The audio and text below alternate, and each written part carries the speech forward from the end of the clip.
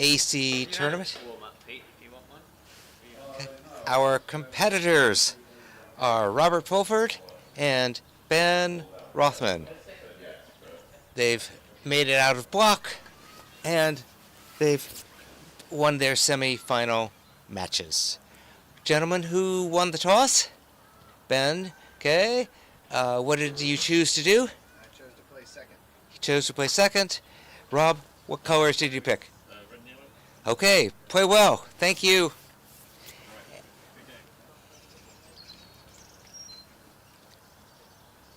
By the way, if you want to during play, come over here and talk. You can. There's no obligation. Okay?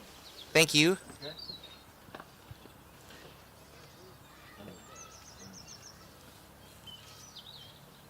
This is best 2 of 3. And this is color order AC, which I'll explain as we go.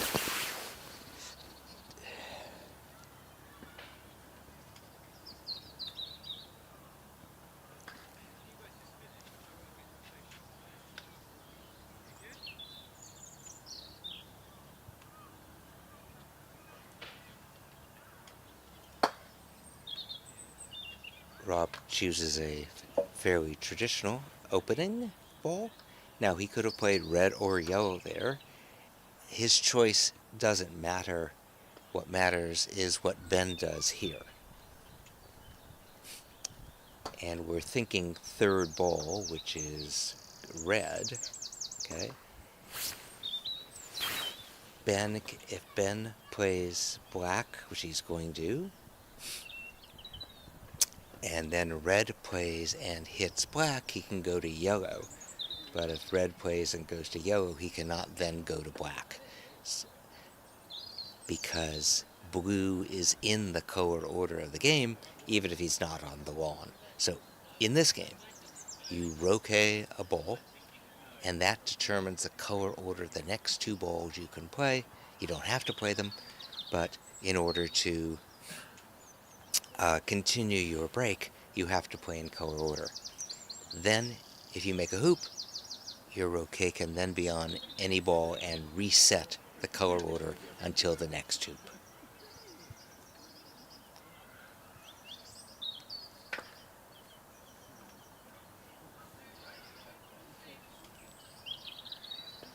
So Ben has played a Duffer's Tice with black.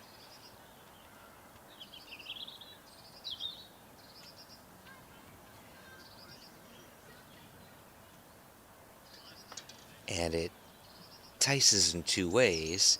The distance of that ball is the normal Duffer's Tice, but in this case, Ben has set it up so that if Rob wants to shoot at it and hits it, he can then go and play yellow. Had Ben put blue there, red could have hit blue, but he could not have then gone and played yellow.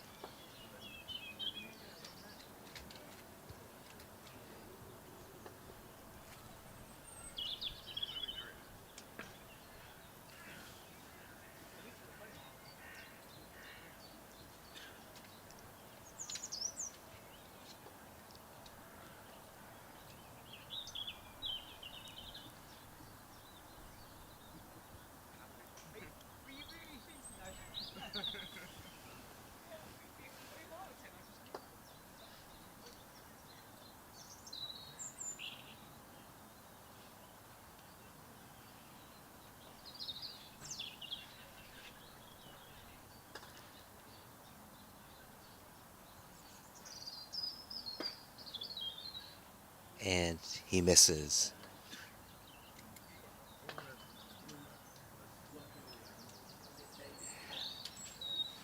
A key component of the color order is, if you think of peeling, if black is peeling blue, In traditional AC, you could have either red or yellow as the escape ball. Here, there's only one escape ball.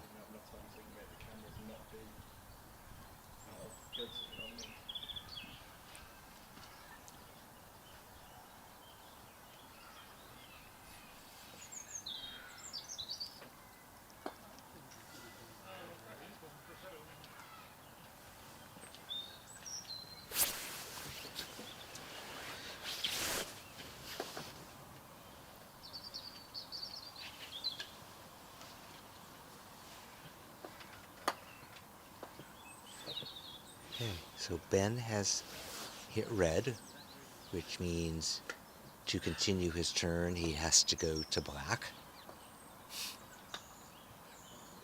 Whereas in a traditional game, he might have gone to yellow, but here he can't.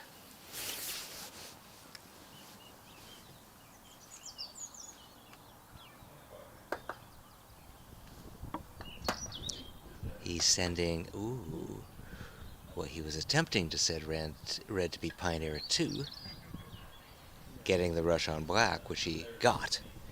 But, as you saw, a slight misaiming of the balls caused it to run into hoop 5.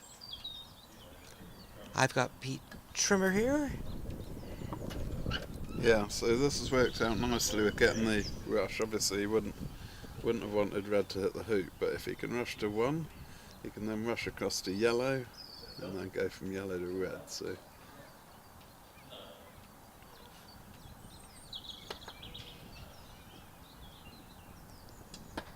Building breaks in color order.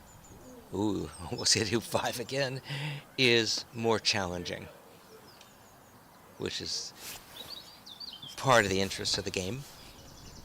That, when the conditions are easy, or what you Europeans call trivial, this adds a new challenge as opposed to adding extra lift hoops like super advanced, or working harder even to make the courts faster or harder to play.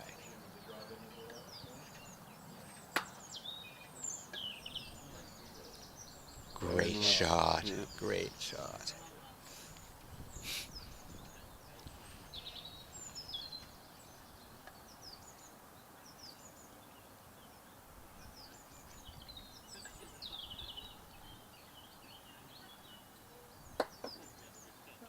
Oof, okay. Turn ends, of course.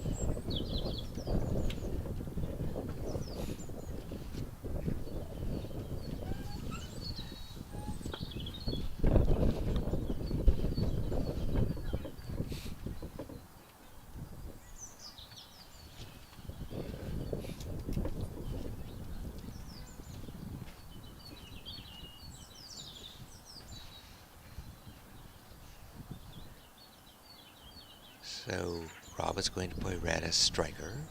He could hit any ball or shoot at any ball.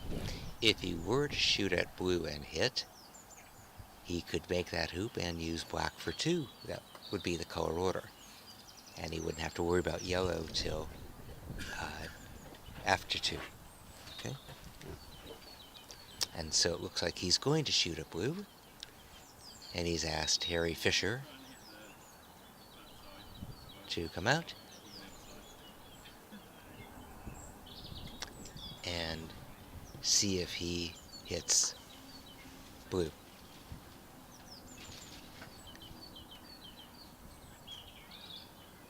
and this is a situation where if he'd shot at one of the other balls, black or yellow, he'd be giving Ben proper opportunity of a break. Because if he shot at yellow, then And blue could run he the missed. hoop. I think he hit. Oh, did he? Yeah. Oh, great. Jeez. Yes, he hit. Wow. Yes, I would think so, but hey, it worked. So he's ball in hand.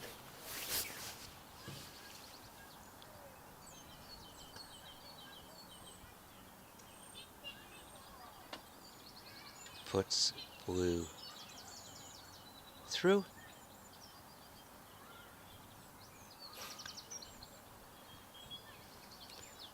It's like a 3-ball break briefly, because after blue he'll be rogue game black.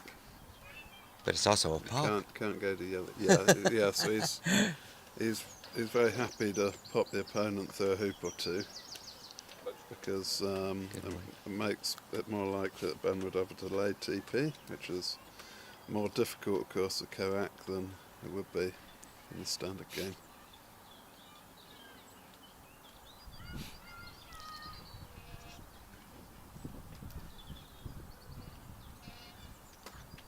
So if he gets a rush out of 2 down to somewhere near yellow or corner 4, then he's got all the balls. Right. So he'll then already be able to start thinking about pops or leaves.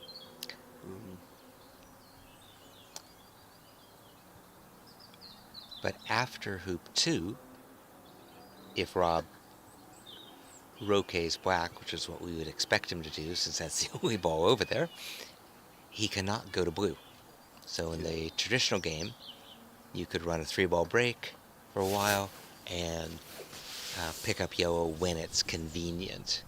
Here, you have to at least touch yellow in colored order.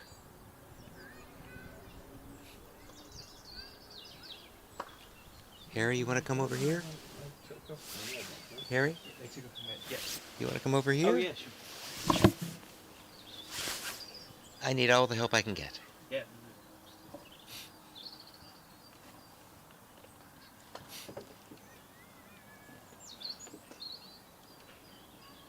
Yeah, so he's got a nice rush pointing towards yellow. So black will probably become the pivot. And it's going to be a standard procedure here, I expect. So he'll try and rush yellow somewhere down near blue so that he can stop it back to be a pioneer at hoop 4. So Harry's using terminology we invented for this game. We call what you do with the balls procedures, and the procedure is identified by what it does to the functional purpose of the ball. So at every hoop there will be a reception ball, a pivot ball, and a pioneer.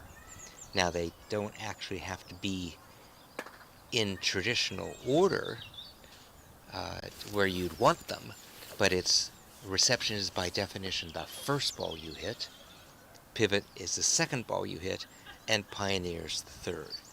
So coming out of hoop 2, Rob hit black, okay, rushed it across, and as Harry said, it looks like Rob's going to make it so that when he comes out of hoop 3, the order will be blue, black, yellow, which means he will have advanced each of the balls one functional step. So black was by definition a reception. He will now be pivot for the next hoop. Yellow was pivot. He will now be pioneer. And blue will go from pioneer to reception. And we call it that one-step advancement the standard procedure. And as you'll see, it is what most people think of as pivot swap. That's right, and Rob got a little bit unfortunate there with his croquet stroke on yellow, and that the striker's ball ran into blue, meaning he lost a little bit of the tightness of the break because he had to take off to the hoop. He's made the hoop well and now has a slightly longer croquet here.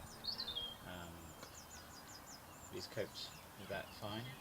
So as we were saying, the first ball is hit, blue sets the colour order, so it will be blue, black, yellow for this hoop. But he's already thinking of what's it going to be when I make the next hoop. And so the standard procedure that we've been talking about will be to send blue from its role as reception ball, as Howard says, you add 1 so it becomes the pivot, and it goes over to black, which is currently the pivot, and that would become the pioneer at hoop 5, and then it would make yellow, the current pioneer, and it will become the reception ball. So everything advances one in that sort of scenario. What he'll be trying to do now is work out when he gets to probably hoop 9 or wherever he's planning to finish this turn, can he get the order of the balls, the colour order and the functional order, to line up so he can do the most powerful leave. So, and what's interesting about that is if you think of setting a diagonal, which he probably won't do, knowing Rob, but if he were to set a diagonal, he is playing red, okay?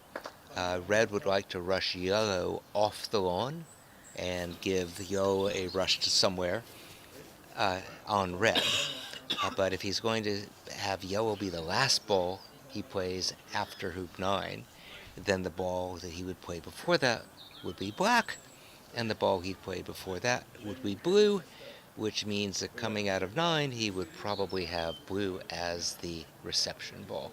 So now the question is, you can do arithmetic, we call it the arithmetic of color order, to decide what procedures you need to engage in during the next series of hoops to make the balls be in that position when you are at hoop 9.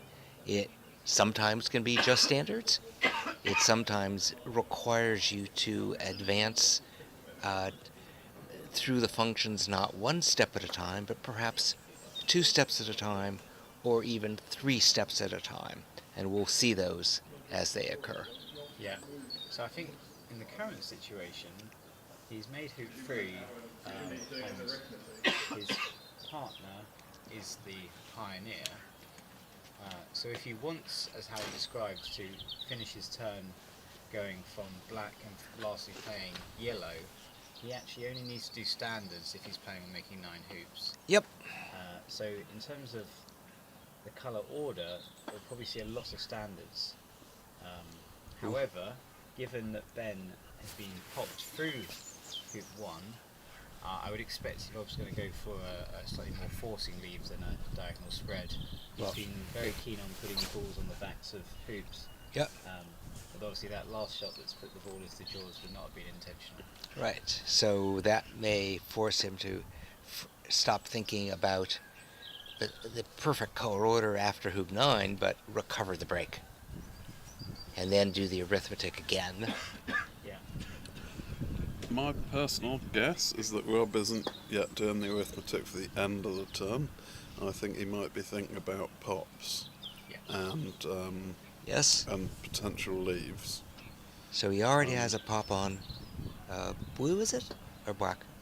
On blue. Blue. Yeah. Okay. So you'd either want to do another pop on blue and have a very forcing leave on black, like with black behind hoop 1, or you might choose to pop black through a hoop so that Ben will start from hoop 2 regardless. But the important thing to remember is blue has only one escape ball, and black has only one escape ball, so it becomes more difficult. And we're losing our co-announcers here because they're playing Waterford doubles on the next court, and they're now on the lawn, and we will hopefully be visited by their opponents.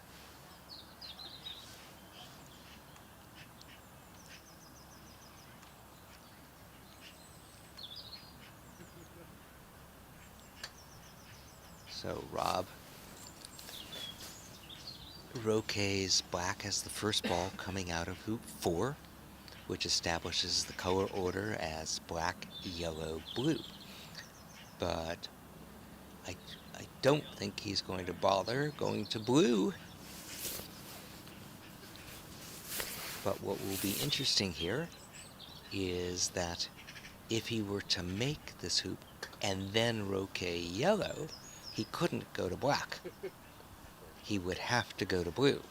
So what he's going to do is actually swap here. He's going to come out of hoop 5, hit black first, okay? Which will then make yellow the pivot ball, and blue, magically, the pioneer, right at the hoop he wants it at.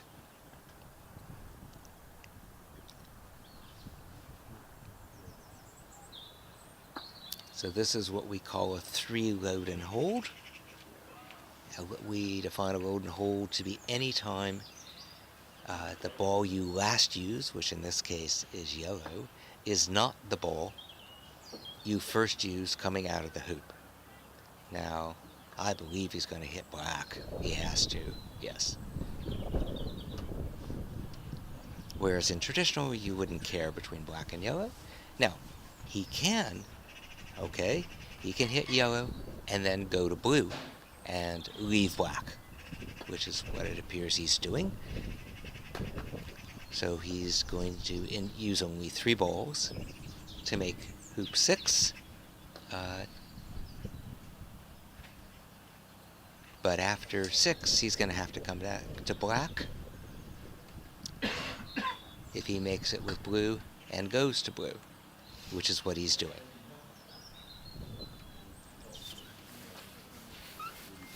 Presuming he can see blue, we're in good shape here.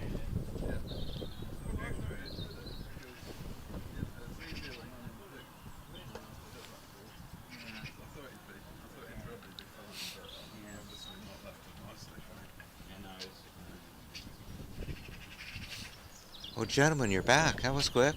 Yeah, I was sadly quick. I played a slightly quick Jack. I played a slightly off shot. It's a rush a ball through a hoop and we ended up very angled on it. Meanwhile, Rob chose to leave black here. Mm-hmm. So he did a 3 load and hold at 5. Okay. So now he just played blue, so he has to go to black, which is not so bad because he wouldn't mind black at 8. And nicely, we know, well, if he's setting a diagonal in particular, he's got partner at the right spot. But that may not be his desire.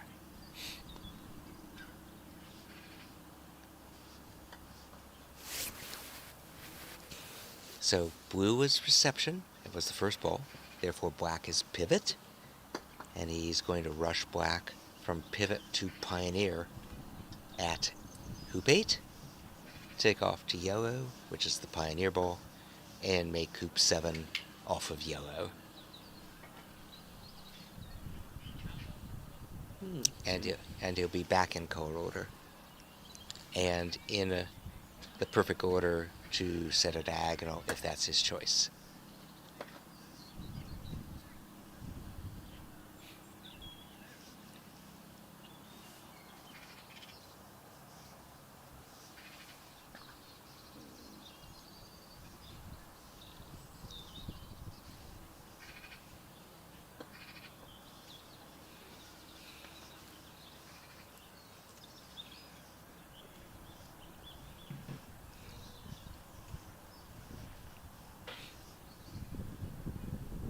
It's getting a little late to do more pops. He could try the pop on black, right? After 8. Yeah, he could do, yeah. But he's then got very little time to organise The a leave. good leave. Yep. Which often forces you to come back to black after Yeah. 9. And COAC effectively means that you've got less time to resort the balls because you. Oh, well, goodbye. Sorry. Come back.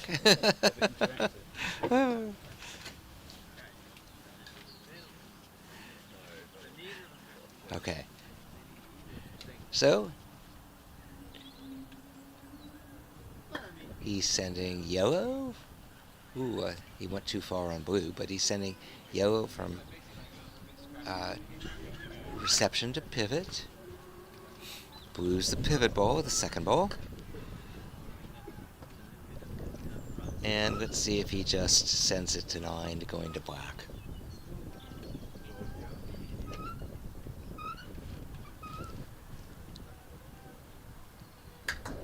So it's a nice 2/3 roll. Wonderfully precise as always.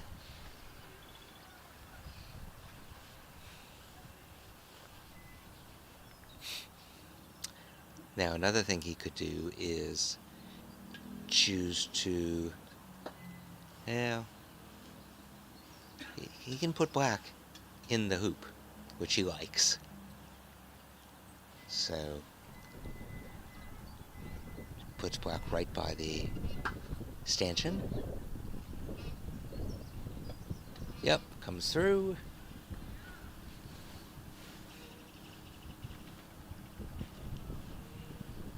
So his color order will be black, yellow, blue. So he can cut blue back in front of the hoop. Okay. And he now is going to move blue a little bit over. Black, sorry.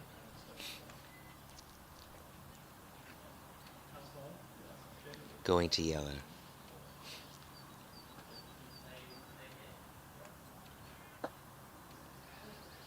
Okay.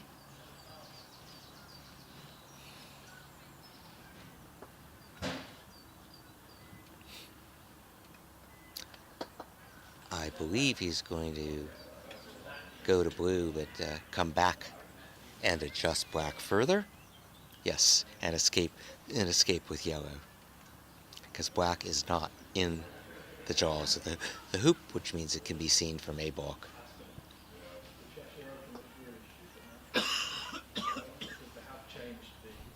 So notice he's been able to do this in color order, because the ball he's effectively positioning peeling is black, and he has yellow right nearby as the escape ball, and he wants to have yellow be the last ball he hits to go off the lawn and set a rush.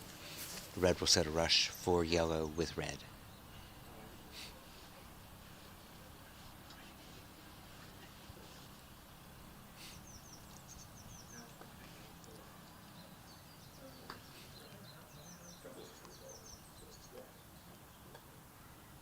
Okay.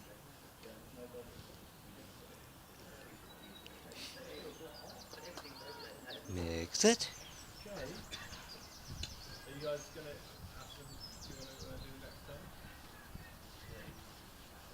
So we know where black's going. We know where yellow's going. It'll be interesting to see where he decides to as the final resting spot of blue. And I think he's going to send it up toward hoop 2, going to black.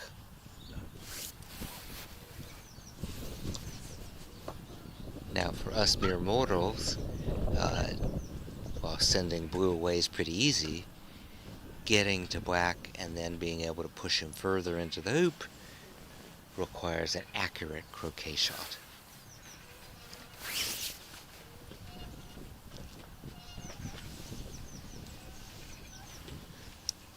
Welcome. Hi.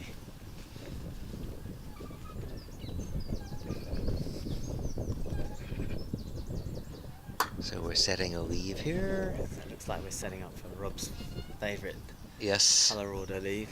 Yeah. And that should make it very possible.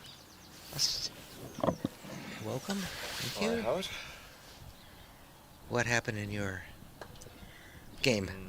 We were trying to dig out a delayed triple, but blocked a hoop, then missed a slightly longer roquet than we should have had in the middle of a break, but never mind. Okay. He's going to rush yellow off.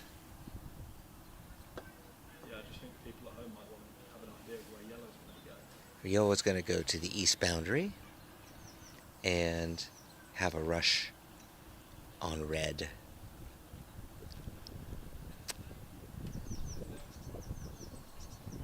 Just be careful here. He wants to move black a teeny bit because black can be seen from the edge of a block It's one of those on the shots, west. It's one of those shots that should, in principle, be very easy, but is remarkably difficult.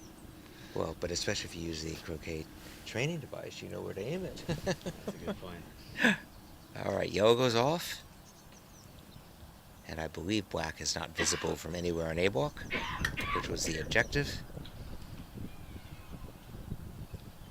Where do you aim the rush, Jamie? About there. Well, is yellow going to have a rush to blue or to black? Blue, It, black, but He's going to be I playing. like it to be rushing to black. I think it has to be rushing to black. Yeah, you can't right. You can't leave. So it's rushing to one He and wants to rush black. to one. Yes, that's the one. So if he picks up black, you can go make the hoop. I mean, Rob is one of the few players in the world that will consistently rush to hoop one and have control Right. of a break almost straight away. Yeah. You know, there's lots of players out there that would rush and make the hoop, but then have to play a series of big croquet strokes or good shots to then get a break. But Rob is so precise with that first rush to one. It's quite common for him to get a rush out of hoop one and get a break much quicker than other players would.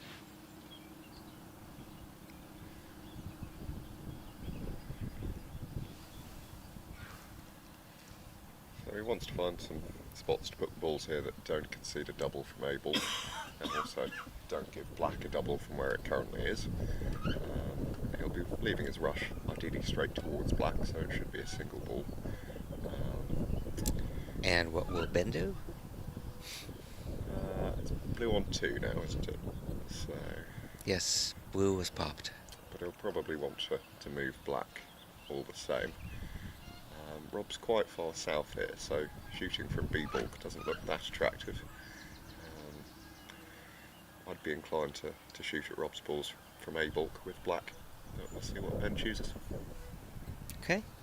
Yeah, We- I mean, whenever I play Rob, I think you just hit the shortest shot, regardless. Sure. Because there's no point in taking a long shot that you're very unlikely to hit in favour of. Right. A Maybe defensive strategically line. better, but you're not going to get another turn, so who cares? Exactly, so.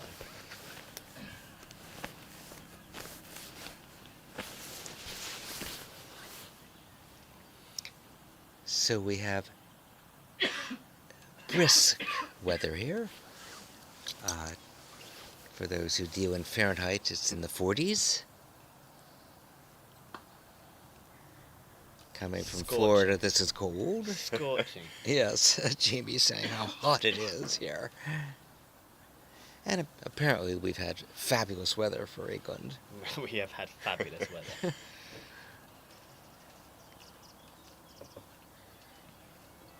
What's the temperature in Florida at the moment? Oh, let's see. I think it's in the 70s, my friend. Yeah, but the sun's not even up yet. So. Yeah, that's right. Yeah.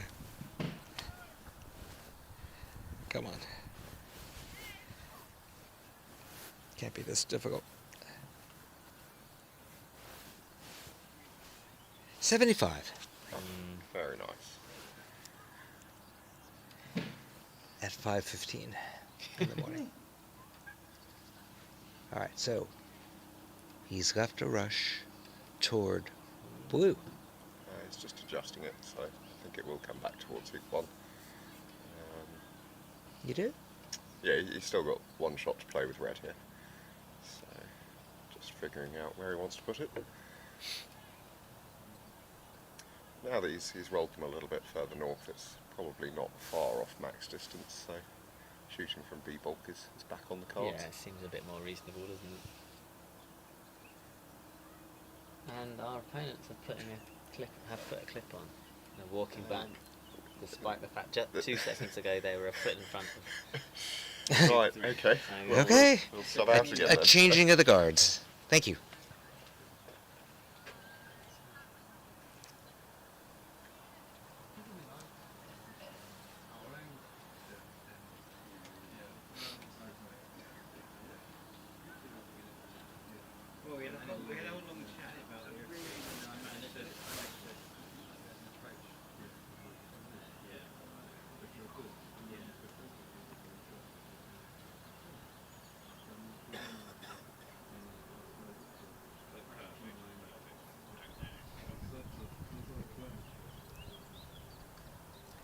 So Rob is worried about not giving a double from A. Uh-huh. Okay. That to me has a flavor of a double from B. I'll have a look for you. You have a look for me? You have a look for me, okay.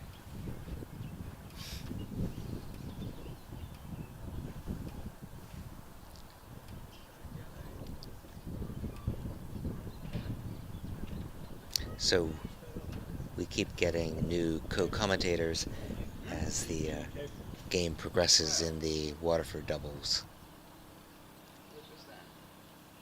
Alright, so Robbins' his turn. On. With his clip on 9. And 1. So red's on 9. 10, red's on 10, sorry. They having made hoop 9. And yellow's on 1. So Ben, I believe, will pick up black. And go shoot from B.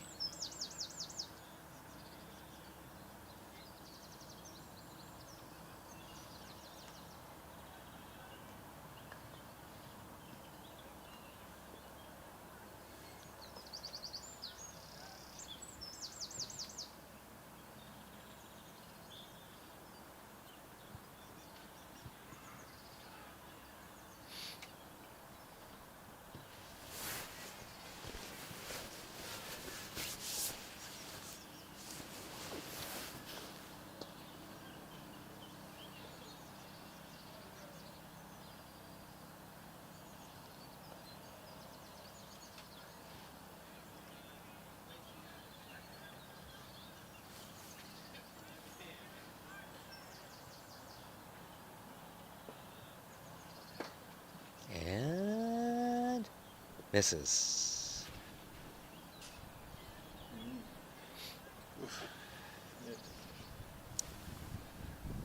What happened over there, guys? Well, so this is one of those things with COAC, is it makes you think more, and it throws you out of your rhythm. So we literally had an approach from about 18 inches from the hoop to play, so we knew we could approach the hoop easily. So we had a long debate about what leave to have. We're going to have an interesting leave, a bit like what Rob's just had here with the ball behind hoop 1, I think.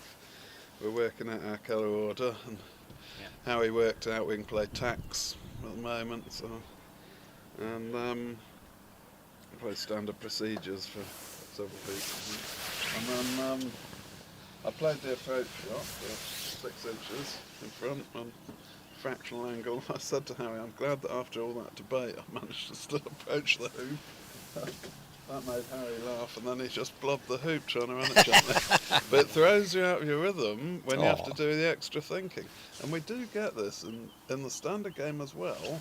There are plenty of situations where, you know, something slightly unusual has happened, you do some extra thinking, and then you play a slightly fluffed shot. So there's more of that in COAC, and I think that even once we got properly used to the rules, there would still be more of that in COAC, because it's a hard mental thing to do. It is actually hard to know when to stop and do the arithmetic. You could say, well, do it just before the hoop, but as the hoop's one of the most likely shots to end the turn, I think there might be a situation where you want to do it after you've hit your reception ball.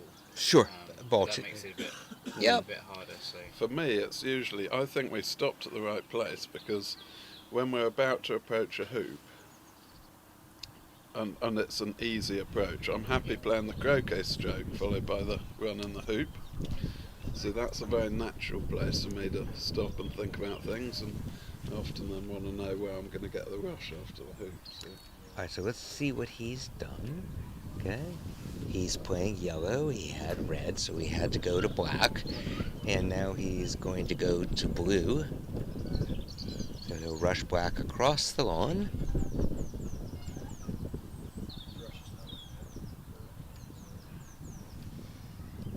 Big rush. Which he gets nicely. He'd like it more angled, more toward blue if he could.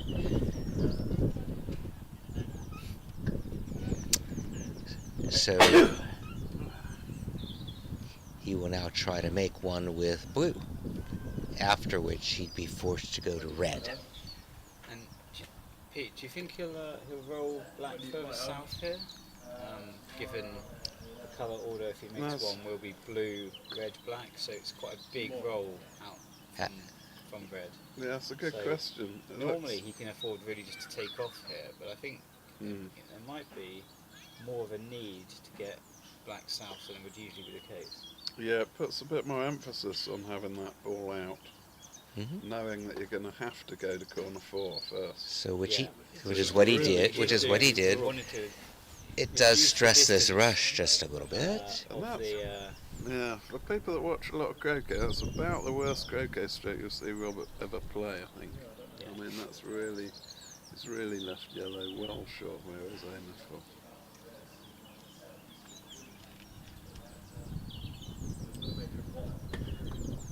That's a nice That's cut. an awfully good rush. As Harry was saying, it's because Robert's probably playing a different stroke to what he would naturally have been playing from that position in the standard game. So it makes you have to make different choices in this game, which we're still getting used to. Thin takeoff, thick takeoff. Ideally thick takeoff. I do too. And gets positioned nicely. Okay.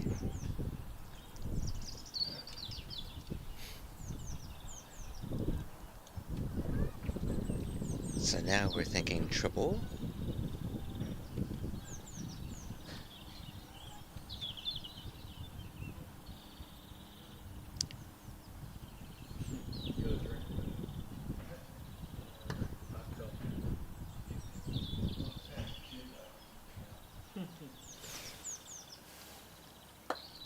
Shot? So now we really see the power of having moved black, because Yes. without having a rush into corner 4, Rob will take off from blue, unexpected, over to red, and play the Hogan roll, sending red out to 3.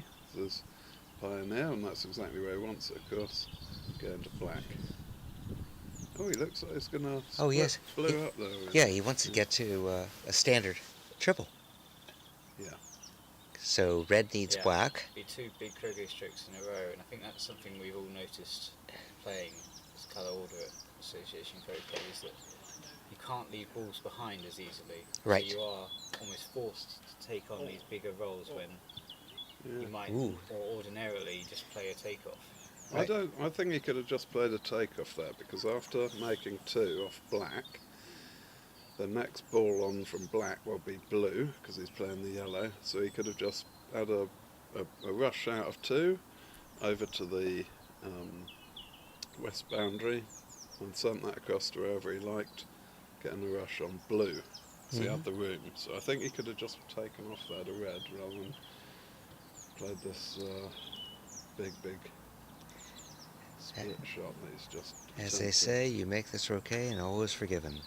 And, Yeah. well, Yeah, but this was why I didn't. I saw the rush could be cut to the corner, but it figured even if he got a cannon, he wasn't going to get things organized, and if he left partner in the corner, he'd still have to come here after 1 to get the triple going. yep. But, he's pretty good at scrambling, apparently. Don't normally see that. Rob on a scramble. Yeah, exactly. Nice to watch. So this is the classic Hogan roll, sending a ball from corner 4 up to hoop 3, going to the Well- Pioneer for 2. Yeah, it's classic, but black is much closer than Yeah, usual. Black's closer than usual. So it's It's named easier. named after the first croquet world champion, Joe Hogan. And Robert told me once about playing Joe. He'd never seen Joe play a Hogan roll, so he was intrigued. He took the shot that would mean, in the first game, he took the shot that meant that Joe would have to play the Hogan roll. And it came out basically inch perfect with a yard Rush. long rush to hoop 2, and Rob was impressed with that. In the next game he did exactly the same thing, and Joe did exactly the same thing, and Rob decided No more. it's a well-named play. Right. Indeed. Goodbye, gentlemen. Good luck. Hope I'm not back here for a while. Yes. I'll be sad, but you should stay away. Okay. 7-8 yard rush. She gets perfectly.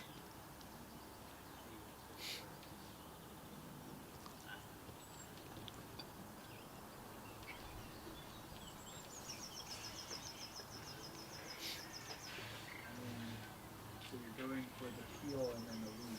So I've seen Rob have quite a few long roquets to make, Yes. piecing this break together, but It is really coming together now. The trouble is if It's going to be the challenge of getting red to peel position. So he's going to send black over to 3, sorry, because red needs red to be peeled and you go to black.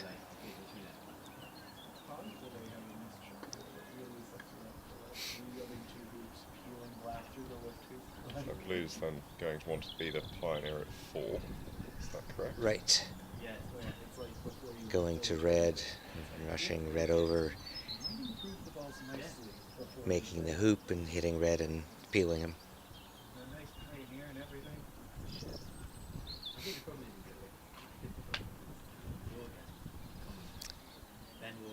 So black's the reception ball, the first ball he hits.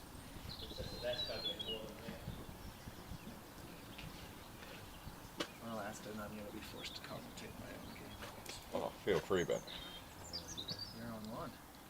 Oh, what? That's not possible. I think they improved your position as well. Yet They again. set a nice pioneer. Eh,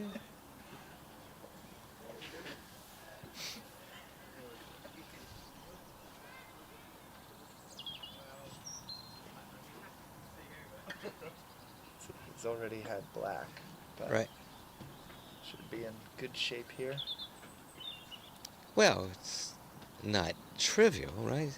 Compared to his last couple hoops, this should be pretty easy. Red is his best pioneer so far, and he doesn't have to get behind any line balls. But he does need to rush red and Yeah, get him to peel position. and not hoop and roquet black. Mm. That was Jamie was talking about him and Pete running their third turn 3-ball, and he said, you know, they didn't try to load and hold a pioneer, they just put a pivot out there. The real problem is if you run the hoop with a little extra momentum, a hoop and roquet on the second ball you're allowed to hit really ruins the 3-ball. And so Yep. they had to start putting that pivot off center so that if they ran the hoop a little too firm, they had a lower risk of hoop and roquet, Mhm. thus losing any rush to the next hoop and having to roll away to a 2-ball or a leave. So yeah, Rob has put So- black in a good position, and I think he's got red blocking his possible hoop and roquet on black. Yes, so he makes the hoop, peels, goes to black, and then to blue. Now it's just standard procedures with the balls in relatively ordinary positions. His PLE being an out of position pivot shouldn't be too difficult as long as he keeps it on lawn. Now he has rushes, pioneers. It's looking easy from here. He's just got to make sure that he doesn't have an adrenaline drop off. But Unlikely. he's quite experienced in managing his So his peel's mental done, state if we even saw. as things get to the easy Okay. position. So he'll send black to 5, going to blue. Now, if you're playing a traditional game, you could consider not visiting red, but not in this game. So after making hoop 4 with blue, he has to go to red. Which is not a bad thing if you can get your red over to... Sometimes in 6. traditional AC, if you don't get the rush out of hoop 4, or if you're unfortunate You'll and skip. rush the blue into hoop 4, you can leave Peely alone. Right. But not in this game. So he makes it, sets up for a very nice rush out. Did they hit the jaws ball with blue, Pete? Did blue just hit black? Yeah, Blue just said black, yeah. That's Insane choice. Couldn't black run to red? No. So, It was just he's in a standard procedure. Blue goes from reception to pivot. Red is the pivot ball. He had to go from pivot to pioneer at 6, which is where he wants it to be in order to do the back peel after 6.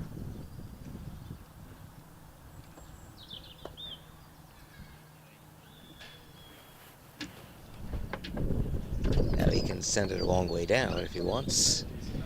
That's usually what Rob does because he's got a lot of faith in his croquet strokes and that he doesn't have to have a precise takeoff or a precise Right. rush to 6. Yep. Just had to club this somewhere south and east of black. Yep. And he's going to be happy with putting red to Yep. position from So- 15 or 20 yards. So red was pivot. He'll now be pioneer at 6.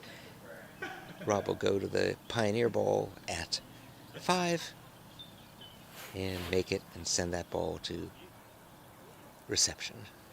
I heard you guys talking about when to do the arithmetic, and I agree that it's not always a great idea to stop and think about things right before a hoop stroke.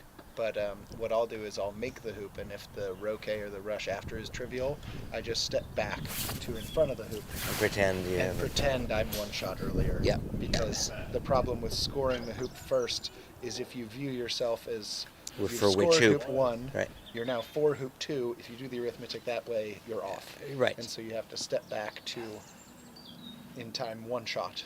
Correct. In my case, to then do the arithmetic to figure out how many expedites or Yeah. TAC and 3-fix or repeats you would need to do to get the break where you like. So this is just a standard, This is all standard, so he's not having to stop and do the arithmetic because and he knows the that. peels keep going, then the standards continue. You can just keep standard procedure all the way till the peg out, basically, or maybe till the rover peel. Yep. Maybe a little, what is that, expedite there at the end or something? I think it's a repeat. A repeat.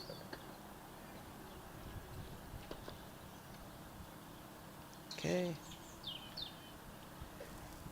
Blue to 7. Pioneer. Going to red. It shouldn't be a repeat, is it? So if he gets the peel after 6, then Yeah. it's pivot. And then, so if you are 4 hoop 6 and you Mhm. have peely as reception, Yeah. then when you're 4 hoop 11, what you want is peely as pioneer. So in 5 hoops from reception to pioneer, it should be just standards. Yeah, but coming out And of then after 11, yes. it's a repeat. Yes. But you don't have to load a pioneer, so it's a very small load and hold Yep. of sorts. Yep. In fact, the load and hold is the straight peel, so Correct. that might be the easiest possible load and hold. Is a Irish peel, where you don't actually need it to go down to the next hoop. So here's the peel attempt. And by the way, Mark just took game 1 in the best of 3 for 3rd. That has a 750-pound prize for the winner, I believe. Runner-up in that match will get 250 pounds. Yep. And they opted for a best of 3 instead of a single game, which Yep. I think bodes well. Means they must enjoy playing. Either that or neither one of them wanted to lose 500 quid in a single game. I think that might have played a part. All right. So the peel is done. Red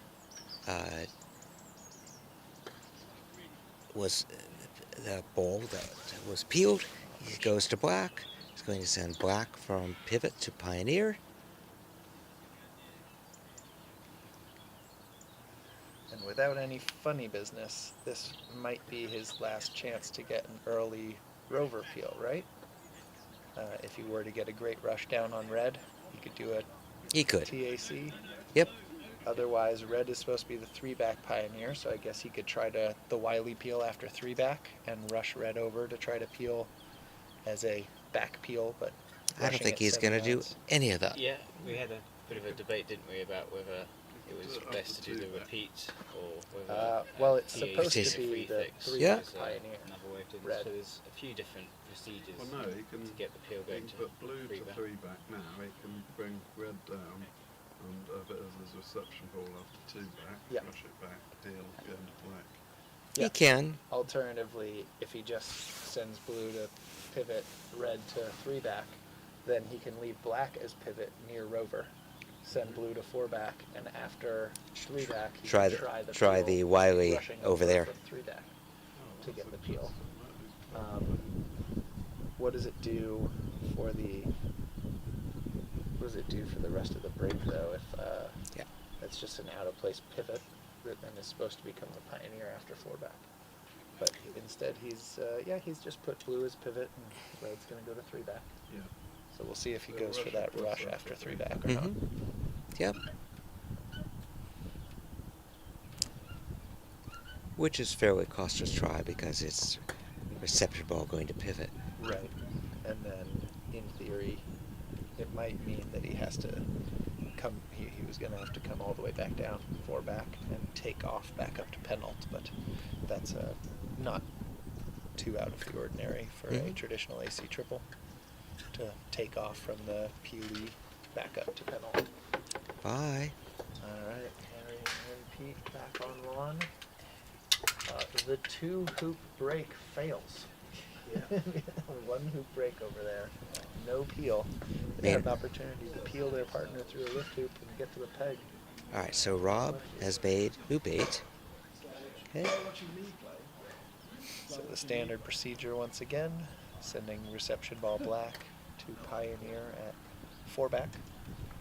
And then, No. send black to pivot. Pivot, Here at, yes. pivot by rover. Yeah. And then blue goes from pivot to Pioneer At at 4 10. back. Yep. And red will go from Pioneer at 3 back to reception. Now he So that might be set a that little- up so we can try the peel. Yeah, I would say that's a little in the way. All right, so blue to 4 back for sure, going to red. Makes 9 with red, so red will be the reception ball. I guess his thought process is he's not going to be rushing red to 3 yards in front. He's going to go for a nice tight peel position, and then he wants the rush north after the peel attempt. Mm-hmm. Or if he doesn't get the rush, he likes black a bit farther north. I think the way to keep black out of the way is to imagine the rush line of red and basically put black level with rover. Okay. Or even a little southeast, so that it's not in the way of the rush on red from 3 back to rover. Mm-hmm. Where it is now, in theory, red could knock into black Good. and hamper his attempt of appeal from 2-3 yards. But it's not terribly costly if it does. No, because he'd be live on black. It's Yeah. not like having Yeah. a ball you're not allowed to roquet there. So he's going to try the peel. We'll see. Gotta get the rush first. Oh. Very nice. Peel And going to he wants black. to be able so this is his out of place pivot now, but be able to rush black away and have a nice controlled set of his Pioneer at penult, which he'll probably want level with penult because he's going to have to come to red afterwards.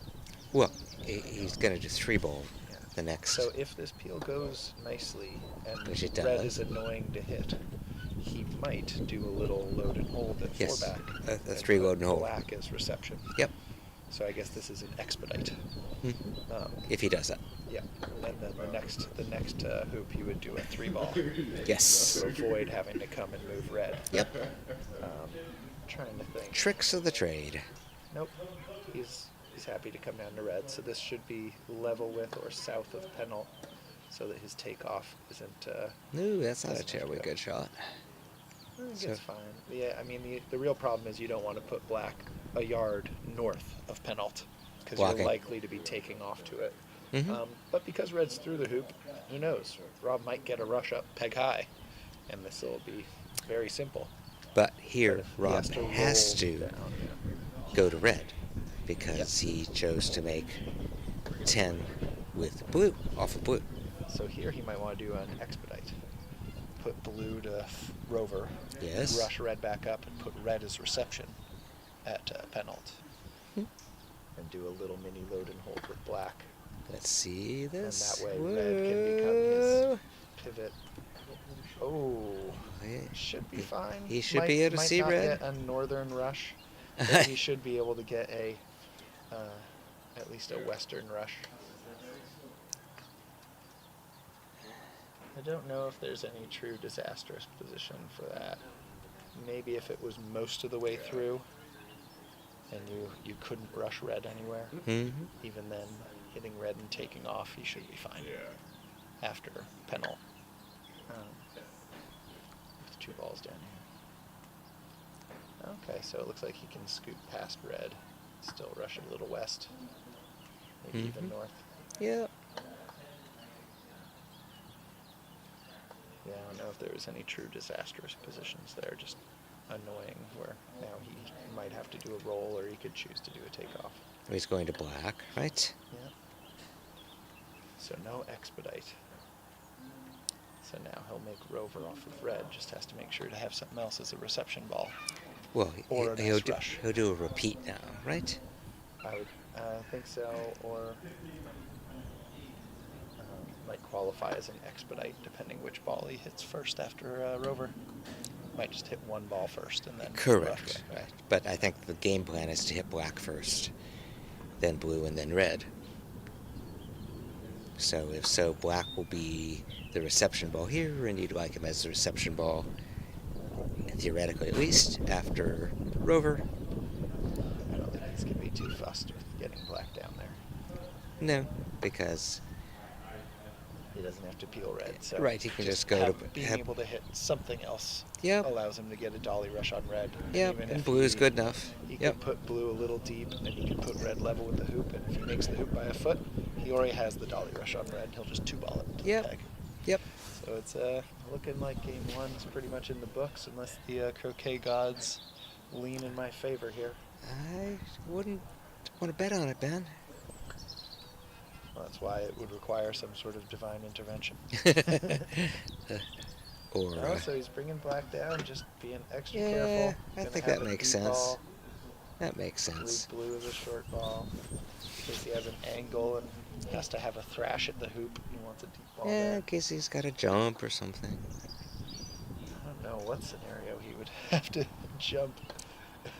I think it's more if there's some sort of hill and he gets a 45-degree angle. If it were he'd me, love I to could slam it through. I could still jaws red, right? By mistake. Woo. See, yeah. That would be quite odd. Yeah, Little there's. load and hold. Yeah, given the peel's done, so it's easy. He's just gonna go blue to red to peg out, and we'll be ready for game 2. Yeah.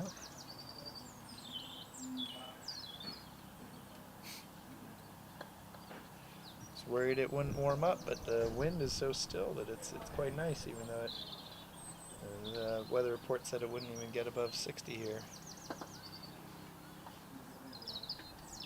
So a pleasant day. We got really lucky with the weather. We were told it could have snowed this early in the season Jeez. if we had gotten unlucky.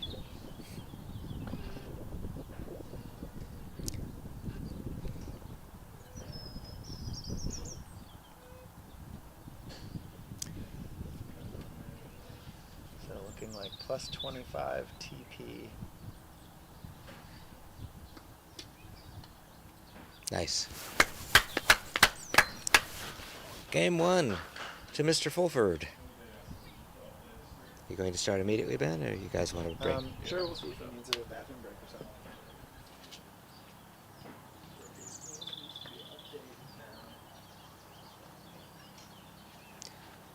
So you want to take a 2-minute break? Yeah. Thank you. You're off now? We'll just mute you now, Howard. Thank you.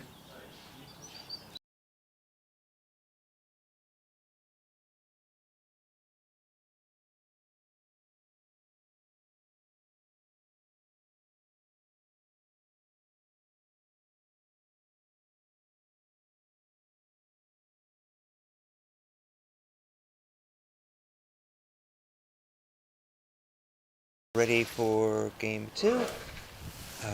Rob chose to go second. Ben, what colors did you pick? I think Ben, you picked blue and black? Nope. Red and yellow. You picked. Okay. Here we go. Game 2. Color order AC. Now remember, the first bowl can be any color. It's the second bowl that plays a more significant role in color order.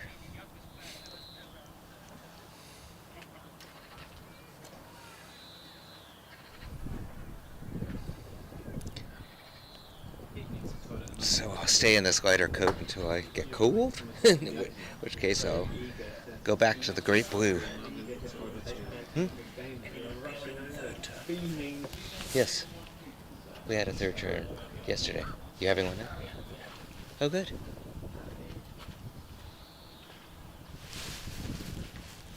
Now Jamie and Co had a third turn triple. They ran 9. You ran 9 with 3, Stephen? He seemed very pleased with himself. So. Yeah. All right. Yeah, it looks like he's. Okay. Although with the lead. Okay, so Ben went a little north of hoop 4 with yellow as the opening shot. Rob has chosen to play black. He could have played blue. And so far, I've seen most people shooting at this ball.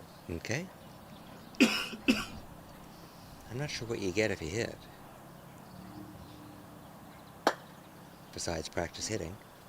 Well, that's you fine. get to leave where the 2 balls are on the south boundary.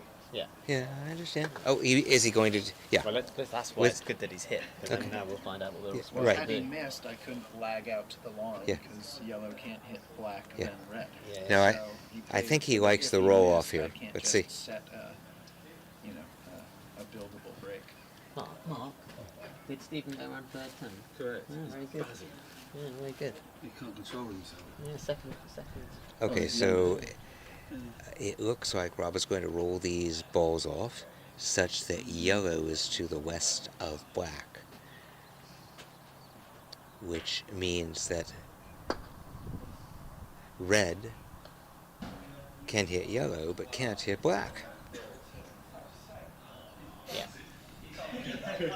So color order applies throughout the game, even when balls are not in the game. So at the opening, it applies with only 3 balls. And later on, if there's a peg out and there are only 3 balls, it applies. And changes the play of the game pretty dramatically.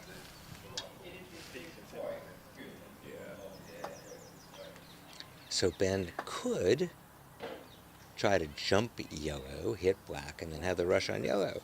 It's not a likely shot. Red could hit yellow, take it away somewhere, and let blue then play, which I think is what Ben's going to do. The other possibility would be to send red to corner 2, which we've seen as well, and let yellow have the drama of, blue have the drama of hitting yellow.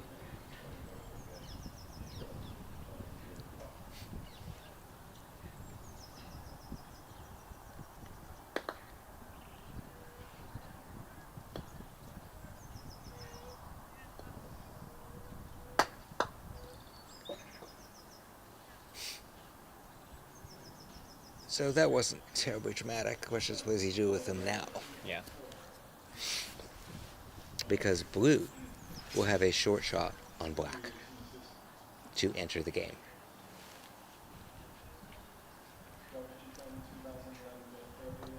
If my coach in your way, I'll move it. Let me know. Visually.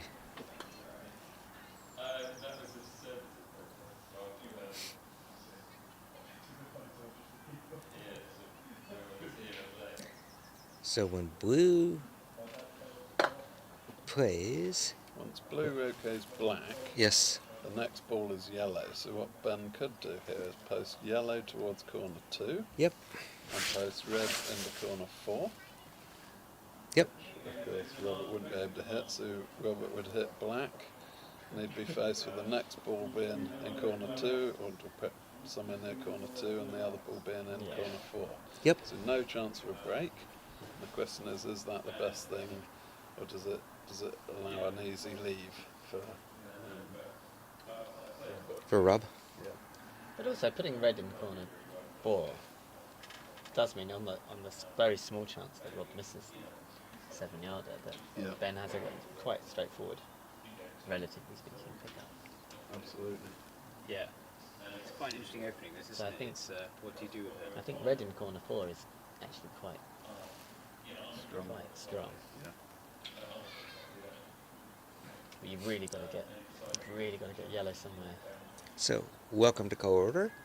That you do not get these sort of discussions in the traditional game.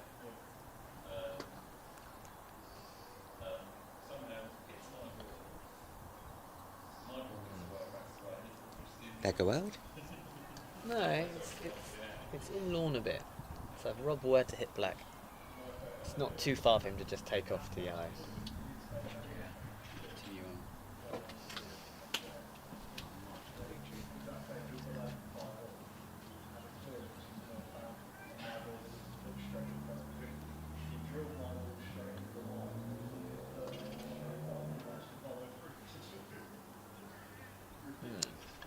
So that's interesting. But there's now, if Rob fancies it, He shoots at red. He can shoot at red. It's only Yes, a he can shoot at red. 13-yarder, so From B from A ball or or yellow B, could be. but yeah. But he I mean, can he see it from A right now? Yeah, I think so. But it's hard to turn down a 7-yarder at the beginning of any turn. Having the innings is more important than not having the innings. So, Okay. So, he'll So have by he'll hitting put- black, he sets the leave. Yeah. He'll go to yellow. Yeah.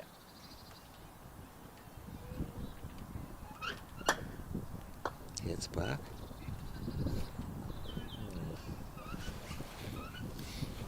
That makes it interesting. But it looks like he's got a 3-ball group, but he can't play a traditional cannon because he not? can't roquet.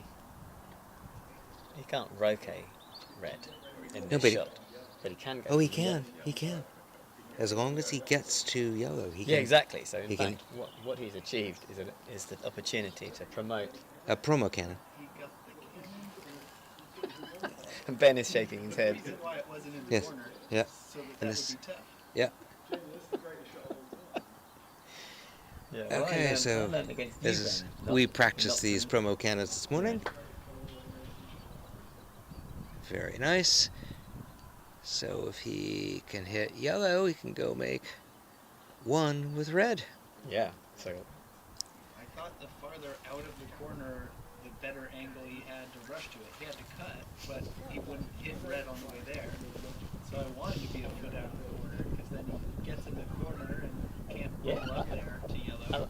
And trying to get that cannon should be partially blocked yeah, by red. absolutely.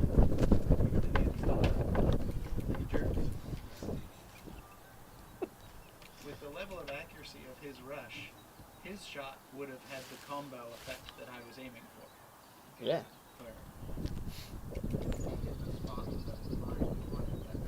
Could have half-balled the other ball. So he'd like to send a yellow to 2, going to red. Yeah.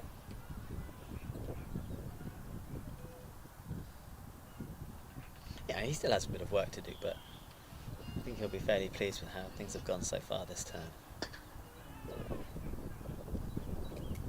Ooh. Okay, that's fine.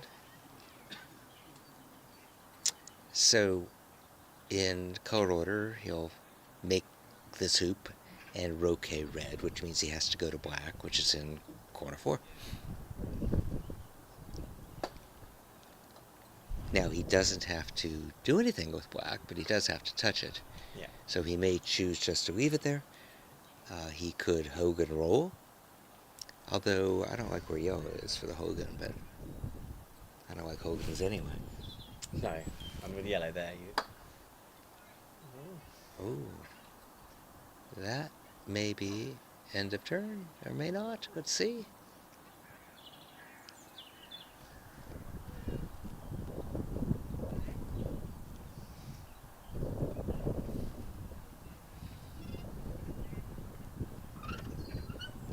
Good hoop. Good hoop. Turns around, hits red. Croquets it to 3, going to black.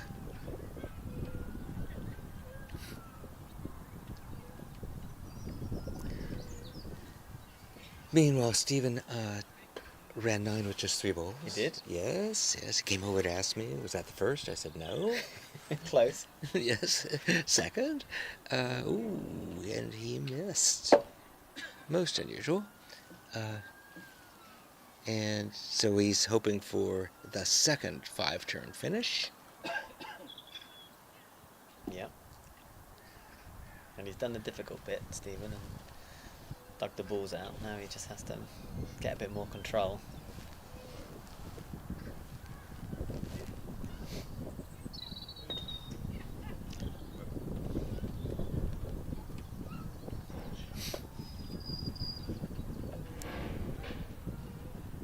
Getting the sunglasses. Okay.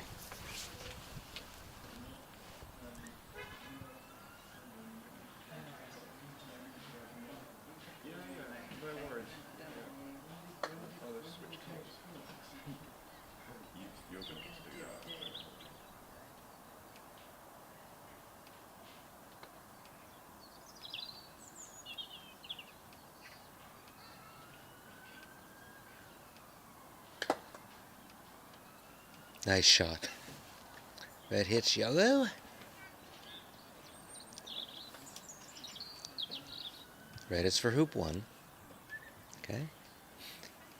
He'll have to come back to blue. And I suspect he'll rush it to black.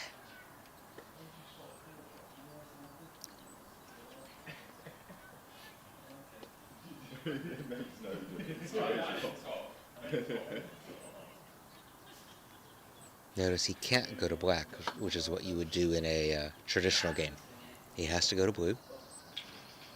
So the challenge of building breaks in color order is what makes it interesting.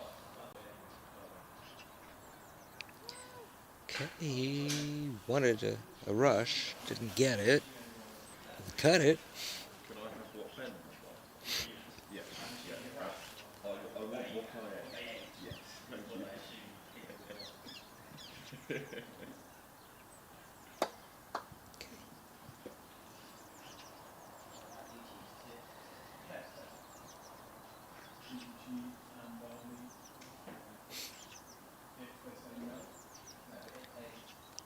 Has a choice here.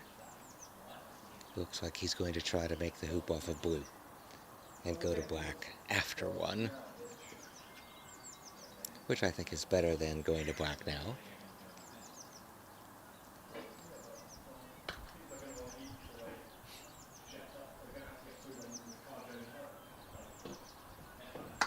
Remember, you don't have to use all 4 balls. Ooh, a little bit of an angle. Makeable, as we saw from Rob.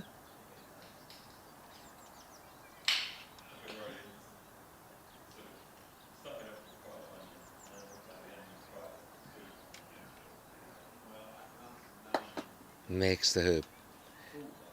He has a shot. I think he does.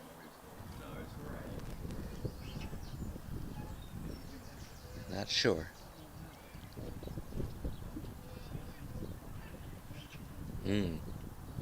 So it may be through the hoop.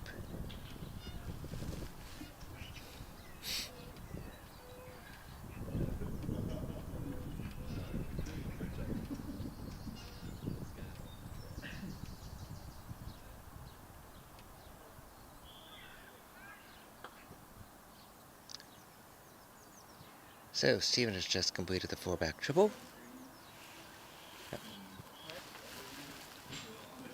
Yep. So Ben has asked for an official. Mark is coming over. Is Mark around? Yeah. Is Mark actually around? Oh yeah, Mark.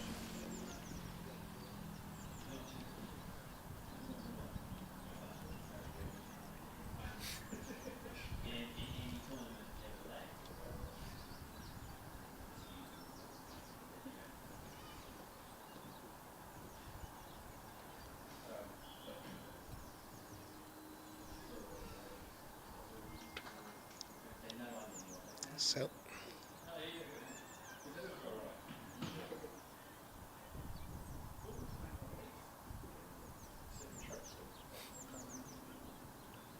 Ben's having a think. He may try it now from the side, which I think is more likely.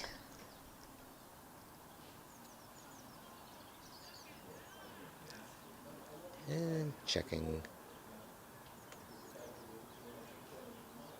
Asking our opponents are looking up a lot of lots of balls in the middle. Got it.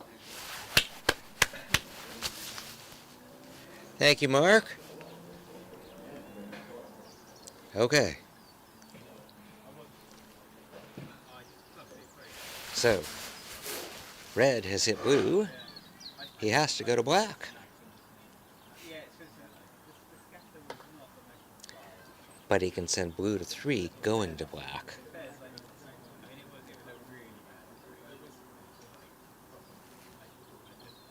Which is what I think he'll do. Every reason to go check the corner or the sideline. After all, Ben is 1 down. This is 2 of 3.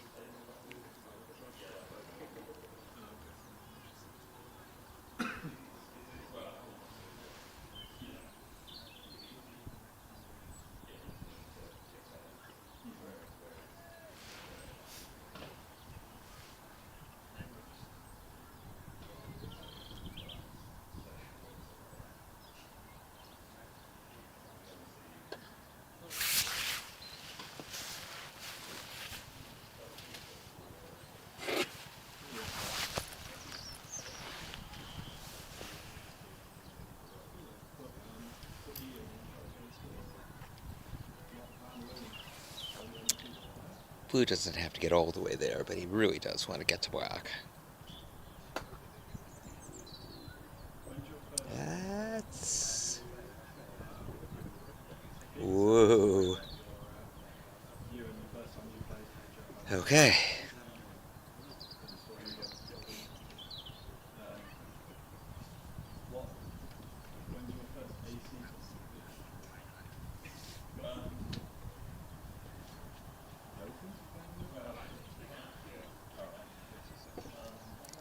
A little bit of drama for Ben. He had to had a hampered play out of 1. Got the ball. He just hit a croquet shot, almost sending striker out. I don't think he's going to Hogan here. Maybe he will. Yeah, I guess so. Well, yeah, he's setting up for it. He's got the power. Yep. He's Big cannon coming out. he's just in a bit, so hoop 4 might be in this light, it'll be in this side kind of bit.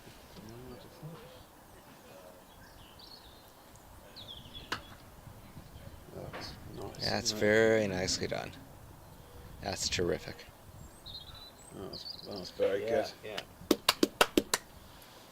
Okay. Because he could have just touched black onto yellow, and then he could have done what we call a 3-fix, playing yellow and blue to get to the next hoop. But this is much more powerful for him.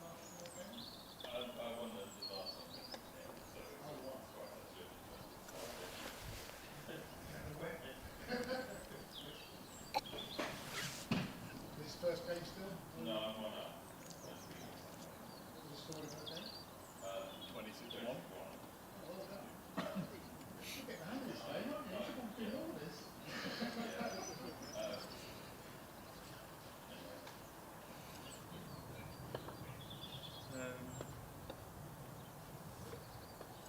Okay.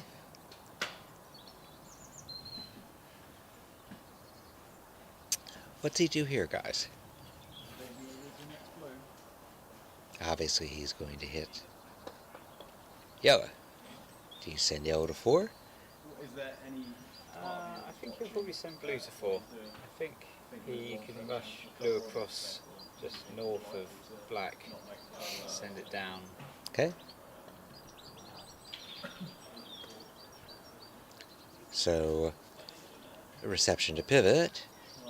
pivot to pioneer, which means doing exactly what you suggested, rushing this off north of blue, and then getting the rush on blue to 3.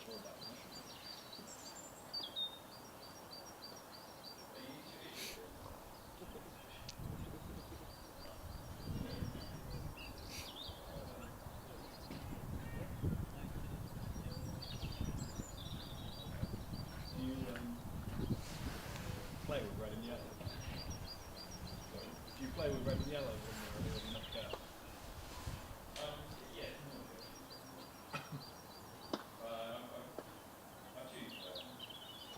That's a good shot. Nice rush on black, good pioneer position for blue. I think it's only Jose Reba in the world that chooses red and yellow, I think. Or Dave.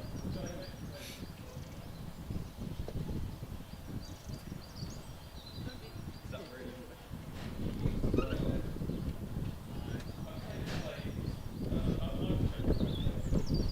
Perfect. Behind the hoop. Someone want to do the arithmetic for me? Yeah. I think he's going to have a diagonal spread. I think with Ben he probably will, yeah. Okay, so what's the arithmetic? So you look at what he's currently got and you choose a reference ball. So if you look at his partner ball, for instance, that's currently the pivot ball. Yep. And you think about where you would like that in the sequence when he's approaching this final hoop, which is what you would call 9, what most AC players call 3 back. Not at anymore. that point. Technically, the rules talk about 9. You're old-fashioned. Oh, really? Yes, just look okay. in the rules. Oh, okay, yeah, I'm well out of date then. But go ahead. Sorry, please. And so you think, well, at that point, you would like it to be the what you'd regard as the pioneer position, as in the third ball that you hit after the hoop. So you make 9. You're going to, hit Appa Wappa and partner, but you need to do it in a particular order. But yes, that would be third ball. So that's after he's made 6 more hoops. Now 6 modulo 3 is 0, so you keep subtracting 3s until you're in a range from 0, 1 or 2, and it ends up as 0. So that's nice and simple. So you then just compare those 2 positions, and you find, okay, we've wanted to go from the pivot to being a pioneer. Or, sorry, was it? Yeah, from pivot to pioneer. Now, if you think of Howard's circle, where it goes from reception to pivot to pioneer, we found that that's 1 step. So, because it's not 0 steps, that means he can't play his standard manoeuvres all the way. He will need 1 change. Correct. So that's Expedite. Expedite. Yep. I've got a mental block about that word for some reason. Yep. So he just needs 1 expedite at some point, and that's usually easiest whilst going up these next few hoops. Or 2 repeats. Yeah, or That TAC would be the 3 tough fix. one, I mean, there are lots of alternatives. Oh, And he missed. He's missed blue. Whoa, I was going to say, I There's been thought two he would do it surprising right misses now. in this game. Rob missed a 4-yarder, and now Ben has missed a 3.5-yarder. That could be very costly. Yeah, that really could be costly. That was very surprising for Ben, because his shooting's normally really one of the most reliable aspects of his Yeah, it game. wasn't that long. Yeah. Yeah, I think it was less than 4 yards. All right, the wind's up. I think I'm shifting back to the great coat. My coat for Russia.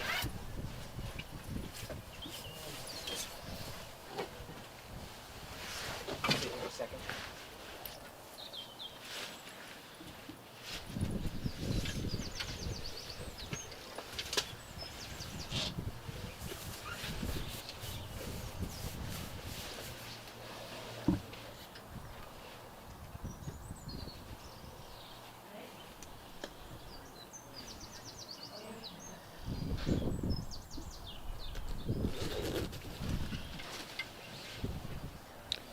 So, nice and simple for Rob now to just take off behind blue, rush blue to the hoop.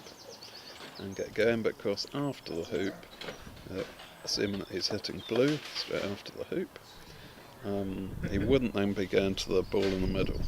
So he won't be using yellow as a pivot, which he normally would in the standard game. He'll just send that ball out to the third hoop, going to red. So a major slight change from the standard game.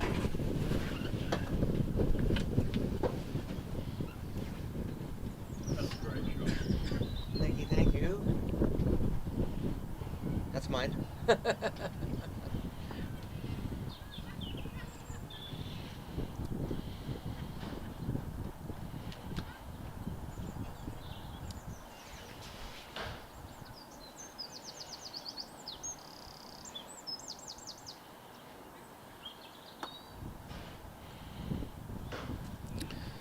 Now, at the end of this turn, Robert will want Ben to be playing yellow, so that the best that Ben can do is have a delayed triple rather than playing red and getting his ball to 4 back.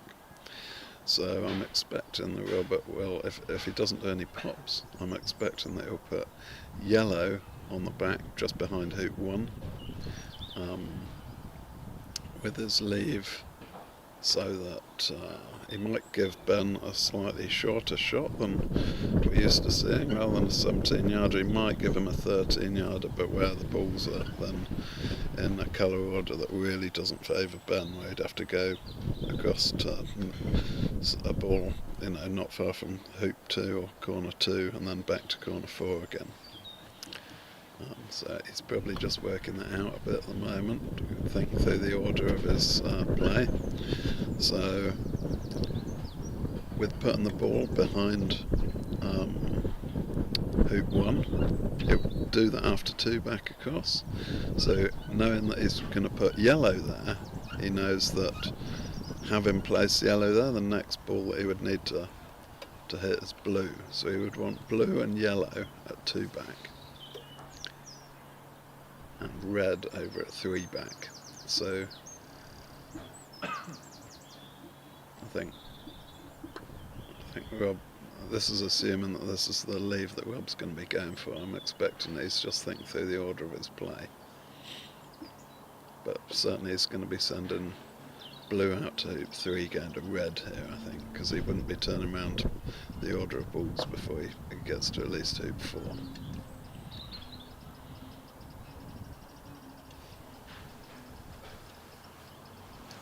Sends it to 3, right? Yeah. Going to red.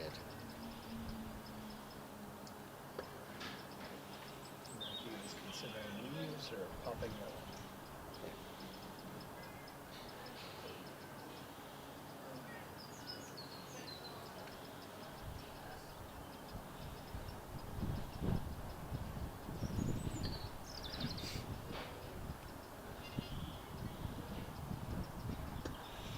Yes, another alternative, of course, is to... Oh, it's a poor stroke. We're seeing a few poor strokes at the moment. Surprising. Another alternative is simply to pop yellow through a hoop or 2, or preferably 2 hoops, to give Ben a delayed TP, even if Ben gets in with red. So I'm sure Rob will already have been thinking about whether he would like to do that kind of thing. He might have even decided pre-match how much he's going to push for pops.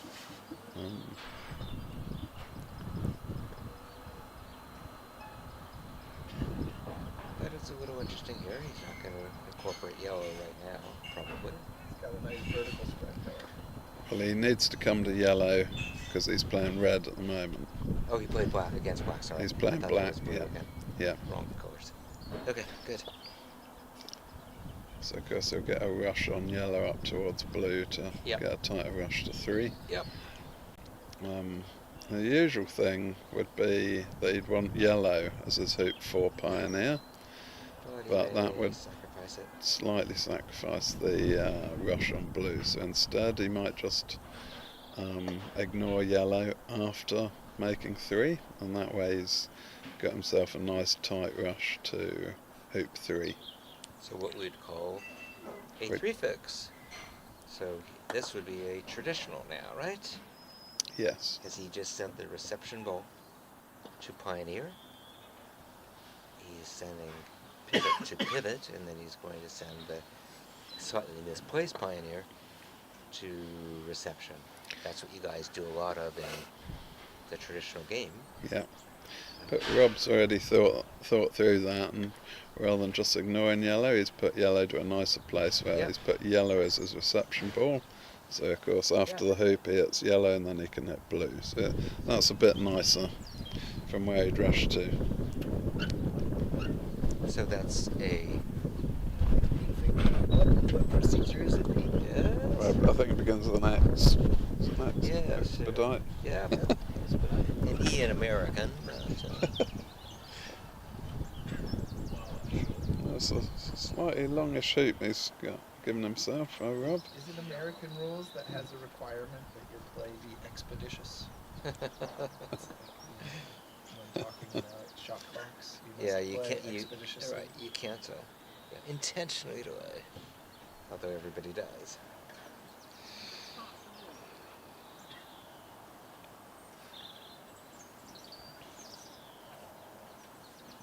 Whereas Robert has just literally done an expeditious play. Yes.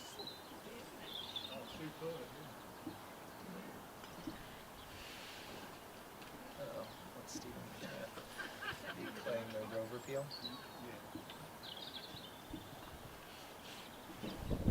Looks like I think that's the result of the peel. Otherwise, there's not much to look at.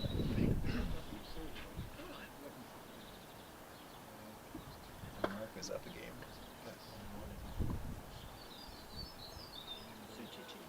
This was Steve. So now, Rob, I think the thought before hoop 2 was, how does he need to arrange the balls to get a chance to pop yellow on All the the way to 5. Yeah. So this is going to be it. Blue as the southwest Pioneer at 5. And then red to 6. And Going to yellow. Try to get yellow. Nice. Over peeled in. Escape with blue to of course, that'll be traditional AC, which will mean he'll need a 3 fix after he does that peel chance, unless he does repeat. Will that be coming out on here? I don't know. Right. Ewan might know. Ewan, do we hear Ben? Are you hearing Yeah, Ben? Ben's fine. Yeah. Good. I've never been accused of being too quiet and subtle. So it's nice to see some COAC popping in this.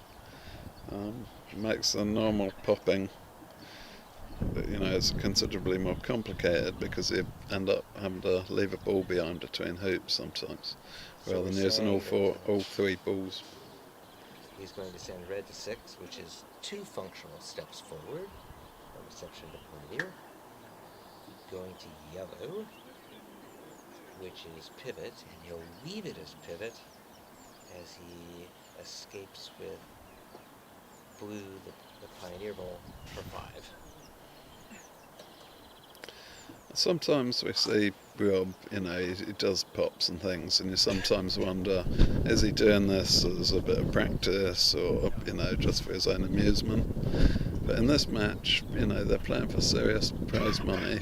No, Rob will be doing this because he believes it's the best tactic for him, rather than to stretch himself or anything.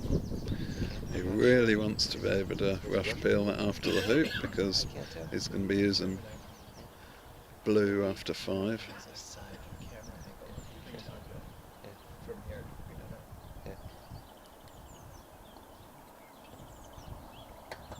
know. It's hard to tell exactly how rush peelable yellow is, but I think from the angle I've got, it looks like it should be okay. But we do know that in color order, he's not going back to yellow after 5. Yeah. Because It doesn't rush well to 6. Harry. Pretty, I think it's on touching the wire. Okay. Touching the Okay, wire. apparently it might be touching the wire, so it might be more awkward than we think. Yep. More interesting. So, he makes a suit. The only ball he's close to hitting is blue, which means he has to go to red. So he's going to make 6 with red, which is what we call a 3 fix. But if he can't really trust coming down, hitting yellow, and taking off back to 1 back, this reception here, Yes. a 3-load and hold to swap them around. No, he's not going to do that. Yeah. Which I means think- he's I think okay you- with coming back to yellow and having to take off to that blue ball. Yeah. But that could get dicey. Yep.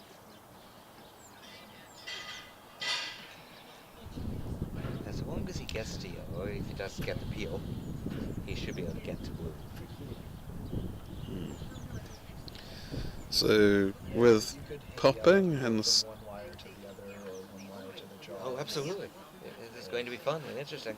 Yeah. He's hoping you get a rush down to it, and then he should be able to get a rush to the side. Yeah. Leave 2 balls and 2 back, and should be in good shape. In theory, for the lead, he likes having a partner at Yeah. 7. Yeah. Right?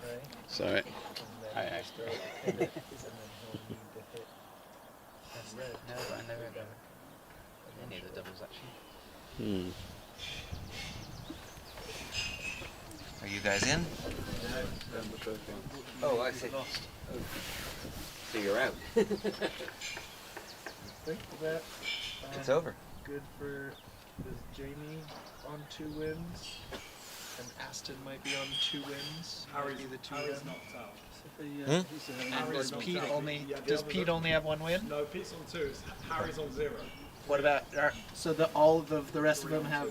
Ooh, so we get a 2-ball competition then maybe to determine who the 2 are in the. Second bloke, he's going to one-on-one. What's Stephen doing? Steven failed the rover peel. Yeah, so he gives me this So much for a 5-turn finish. contact. Yes. I thought, although he's leaving a lift lead. Well, you said he gets a lift. I had to wait for you to clarify.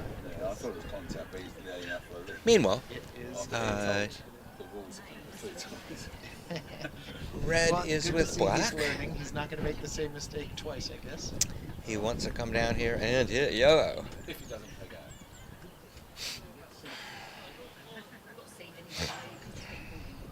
We'll see.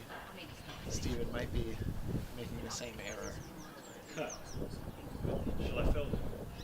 No, So if he no. leaves black on lawn, it should give Mark a start at the 3-ball.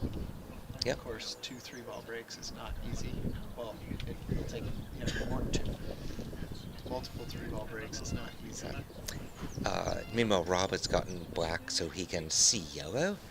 So the question is, will he be able to rush peel it? I think he thinks he can. Nice, nice Good peel. shot. Well done.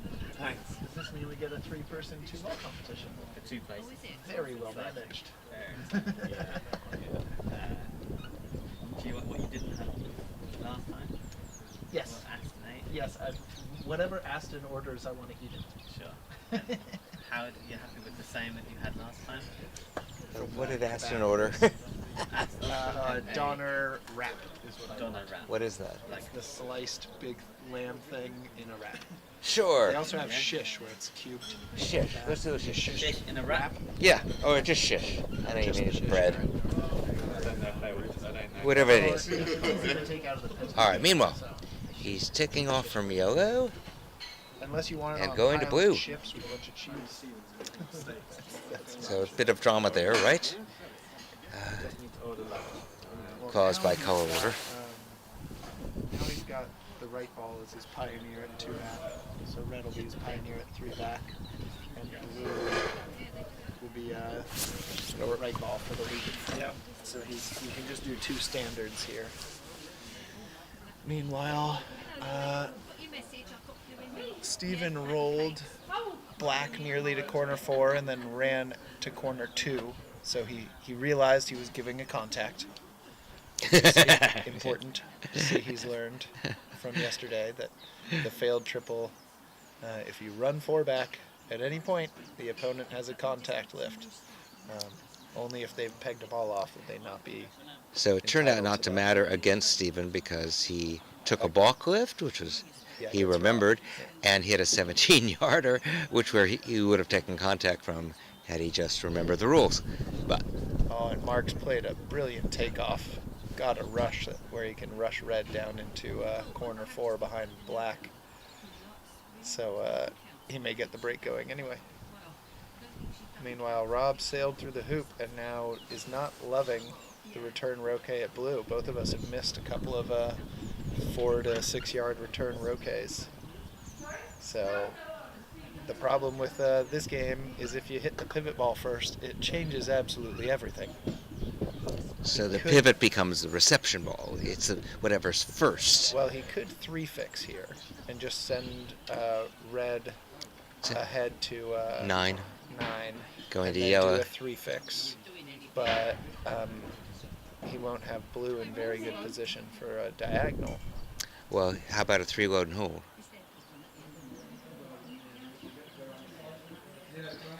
So red. Oh no, he might. So if he's black, if he just sends red ahead to 9, makes 8 off yellow. Yep. Then he can rush yellow back to corner 2, send it to the peg, rush blue down, send it to the peg.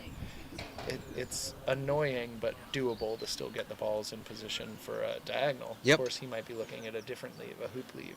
Yeah. And maybe this screws up that hoop leave because It's a lot to ask for a hoop leave and fix the order right now. Yeah. I assume he was hoping to send blue down to 2 back, send red to 3 back, and then he might be able to pin yellow in And- hoop 1. Yes, that was I'm sure the But, intent, because we've seen it twice before. If he doesn't hit blue first, that's pretty much out. Yep. In theory, he could send red to 3 back, make 2 back off yellow, tap yellow to just north of the hoop, and take off to blue. Yep. And if he gets a rush, he could even send blue back to 2 back, so that he can tidy up yellow after he makes 3 back. What about my 3 load and hold idea? So that would involve Red. putting red as reception at 2 back. Yep. Load and holding yellow to 9. How does that? Then he has to do a 3-fix. Yeah. That. And then blue's just sitting up there at 2, and he's got no balls pinned to any hoops. Right. Right. And he has to do a load and hold for 2 back, which is probably one of my least favorites. Almost prefer, a hoop 1 load and hold. At least you can come from straight in front. Okay. I guess we don't do that. The 2 back one, I wouldn't. I But don't what think I'd people love are to sending do the ball is much past hoop 5. to be able to hear Rob's thinking right now. Besides, oh shit, I can't get to blue. Maybe he doesn't know that word, but oh gee, I can't get to blue. He's tried to think his way out of He could the jump. 5-yarder. I don't know. I don't think it's blocked. I think it's just far. Oh, I thought it was blocked. You sure it's not blocked? Maybe all these speculations are for no reason. Let's see what he does. No, he's blocked. Okay. That's what I thought. Okay, so he hits red.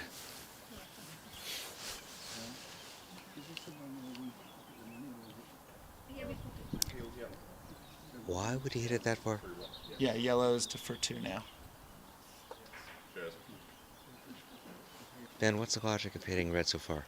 I don't know. I thought he would just send it to 3 back. 3 back going to yellow. Unless he's screwed up the order, or unless he wants to leave it somewhere near corner 2. Or near blue, so that he can make 8 off of yellow, go to blue, and then get to red. No, we could do that with having red at 9, so I don't know. Let's see what he does.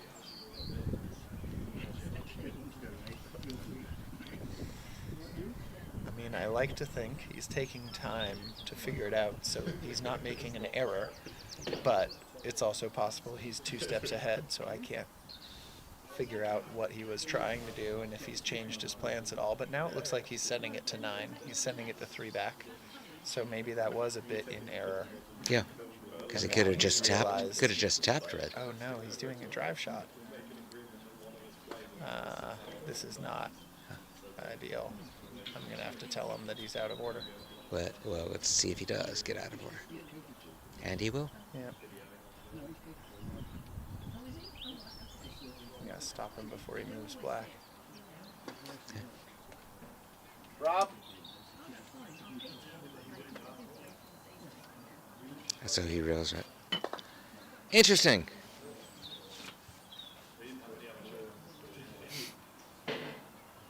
sounded like he wasn't surprised.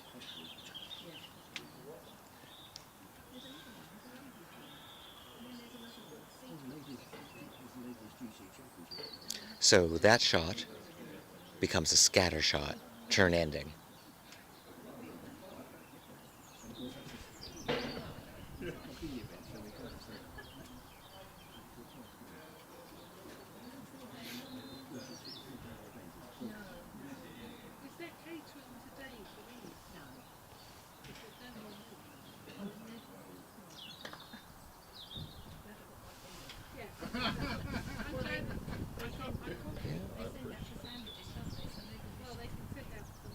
Ben needs to hit.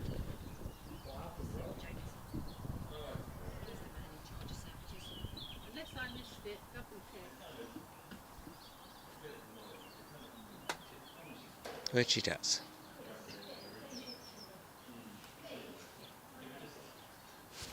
Alright, so red is for 5, right? And Ben has played yellow as his first ball reception, so color orders yellow, blue, black, which should be pretty easy. So Rob just played out of order. Yeah, I saw that, and then Ben forgot his lift. Hmm? And then Ben forgot his lift, it looked like, because he could have had a shorter shot and with a double as Oh. well. Thank you, thank lots you. of mental errors going on right now. Yeah. That's right, Rob had made 7. That's right. Boy, I'm clueless too. There's a lot to keep up with in this game, so it makes it slightly more mental. Throughout. Slightly stronger bias on being mentally competent with what you're doing. Which is a good thing, I think.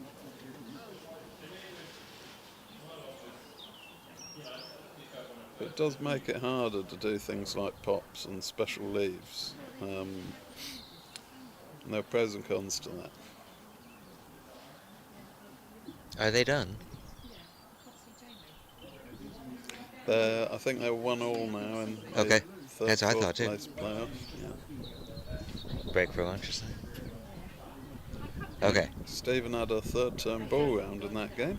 Yes, well, try at it. He had third ball, Oh. 9, and then he was hoping to have a 5-turn triple Yeah. like you and Jamie had, but didn't get it. That's a good cut. All right, so Ben is about to make hoop 5 with black, and the colored order will be black, yellow, blue. Okay? And he is in the perfect color order to just run standards to set a diagonal, because he'll be sending partner, yellow, to 7 as pioneer, and we've done the arithmetic often enough to know that if you are in front of hoop 6 and partner is at 7, all you need to do are standards to set a diagonal.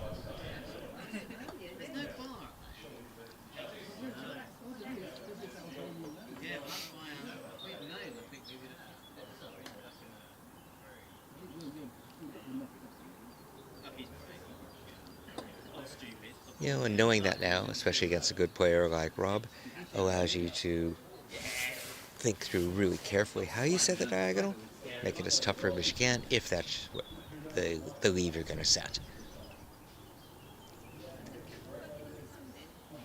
So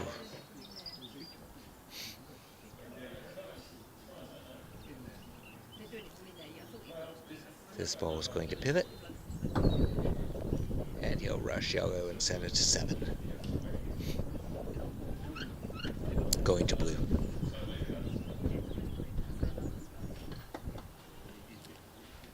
I doubt that Ben will consider peeling blue, but he could do after 1 back.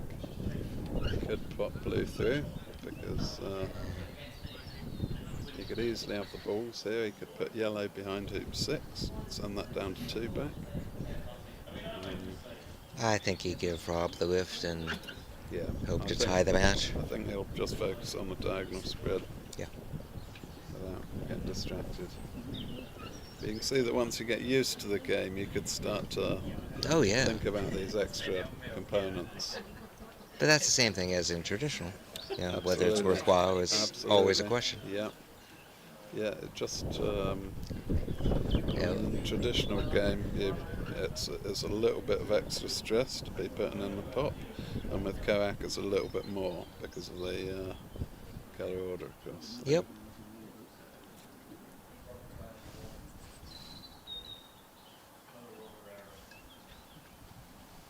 What order do you want to do the... Well, we draw.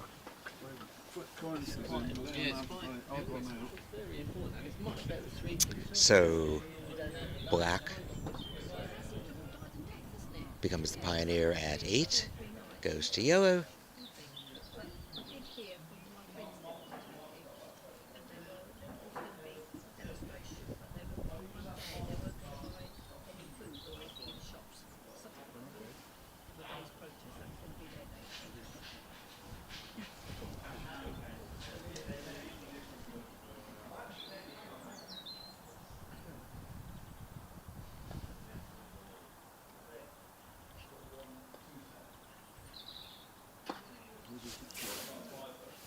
Good shot.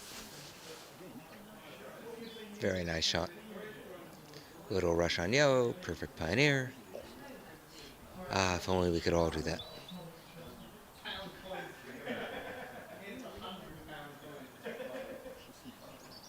And what's interesting is that Ben and the other players are able to calibrate their swings to play on the lawn, which will be faster later in the season.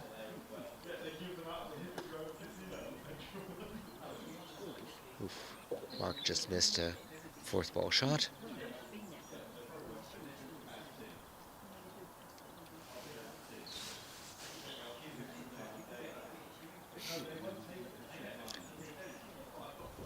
So Ben will send partner to the peg from reception to pivot.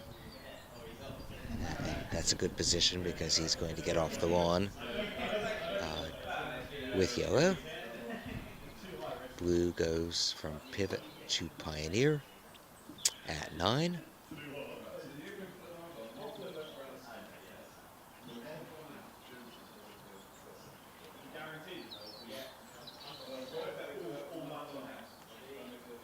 As red goes to black.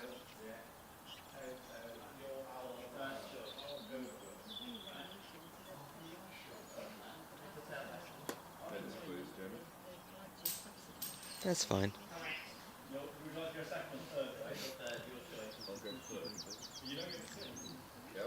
And black goes from pioneer to reception. As red goes to position.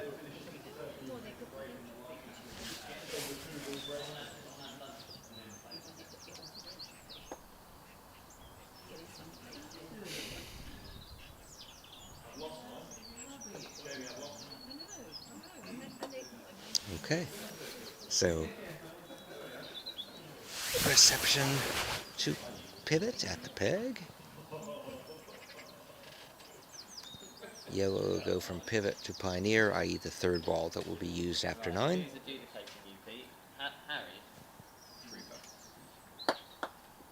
Good rush.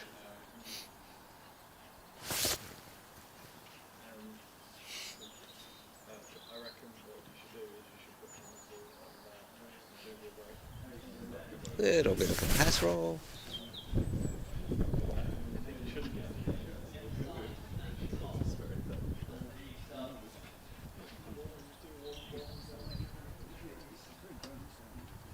Going to yellow. I think he's just going to touch yellow. Take off to blue. Yep.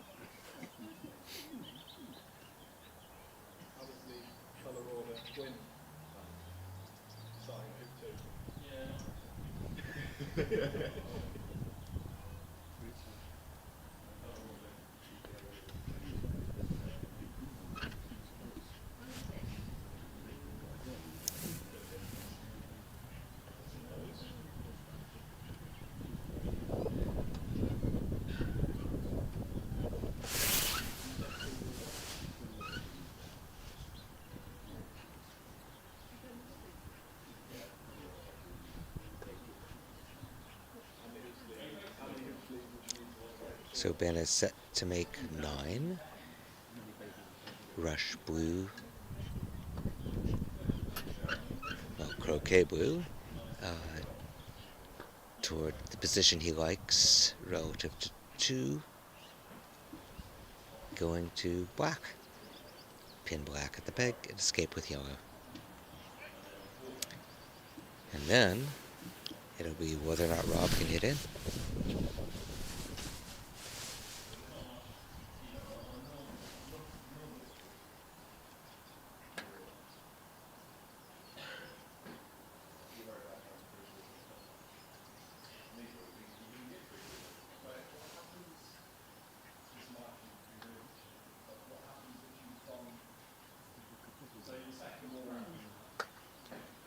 Blue out toward 2, getting the rush on black nicely. I'd like them both a little longer, but this will be fine.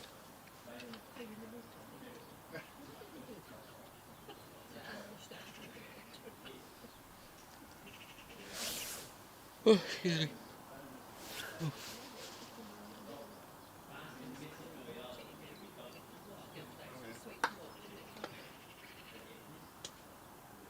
I think that's a nice shot.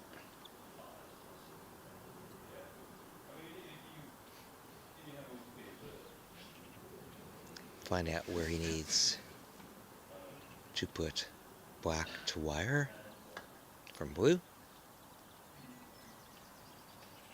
With peg doing the wiring.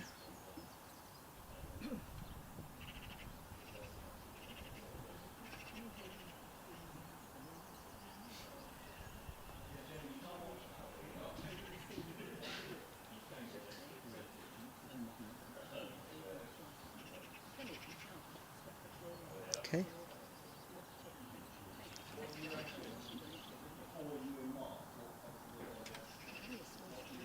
I think Ben's suggesting that it's okay, but I bet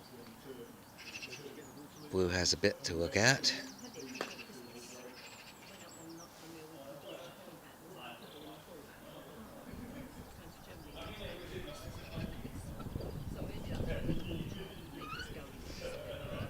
Needs to hit yellow, of course.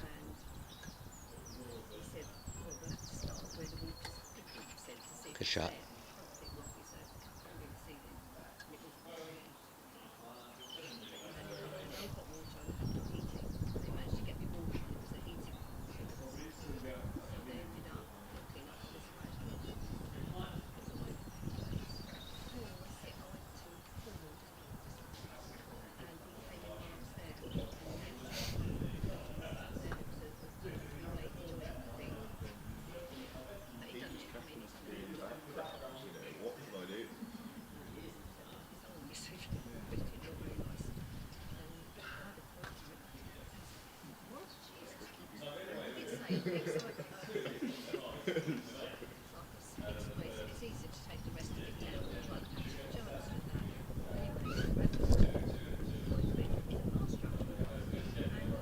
So Ben is worried about being far enough from A block and still wired from black. He could go further up the east boundary, but that would give black a shot from the peg.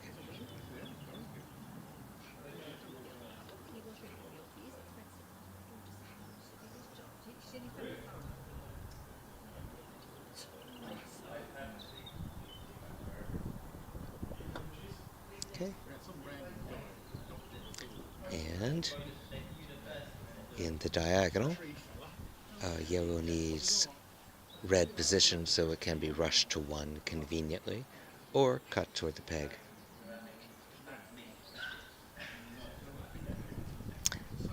And Ben wants to make sure that black doesn't get a double, so that's going to look at black before he finally positions red.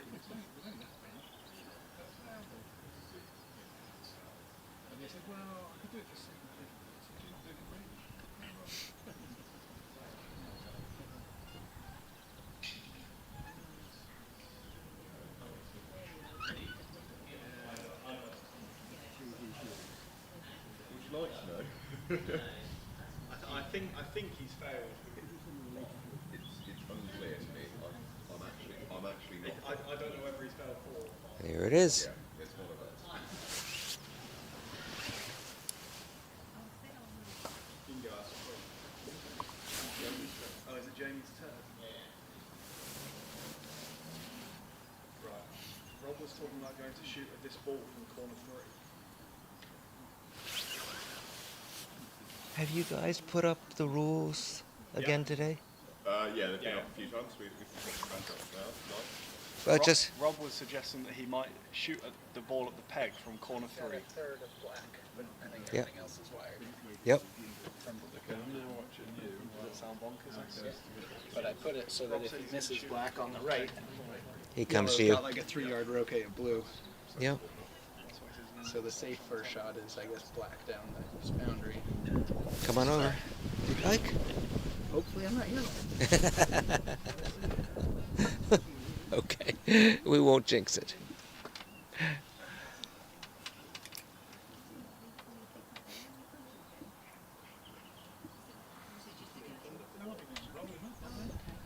I think he's taking it to corner 4. Yep. Okay. Big shot. Taking blue to corner 4. Good thing I have a rush. You can build off black. Hmm? I have a nice rush. I can take it to 2, or I can take it to black and build off black. He might be shooting at black. I think he's shooting at black, so that blue is going to be way out of my way. Mm-hmm.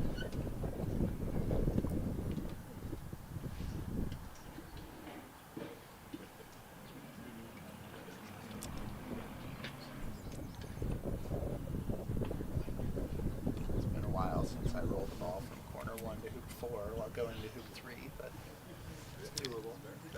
Probably not preferable. Nah, not now.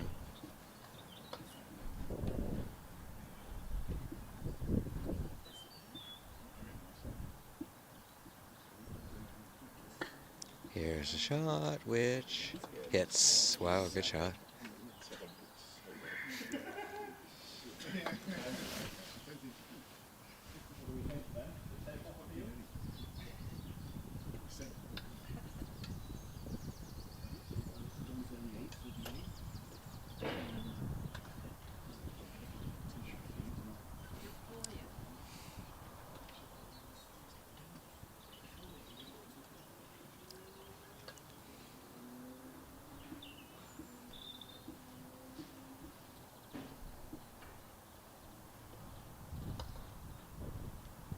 Could be sending black to 3. Yep. Going to... Ooh. Gotta get to yellow.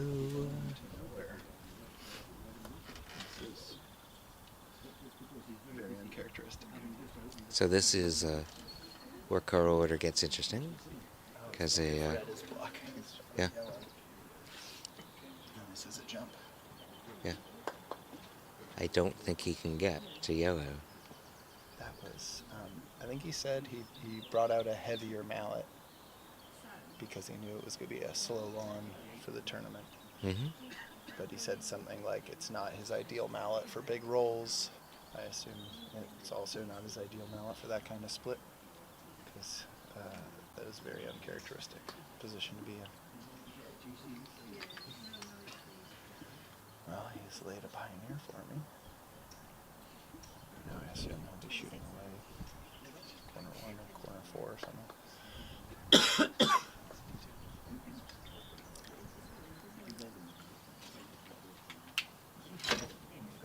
So it's not that Rob can't hit red.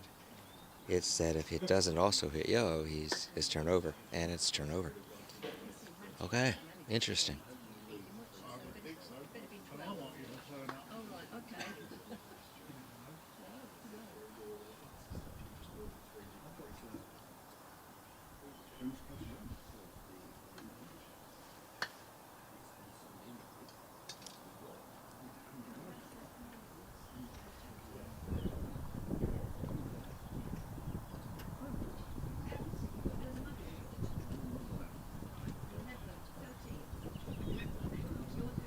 So in the Mark and Stephen match for 3rd place, They're in their third game. Mark has just made hoop 5.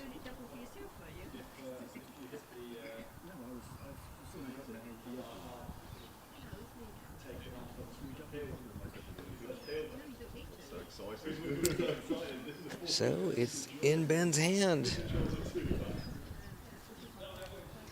And so the question is, how will he get to blue?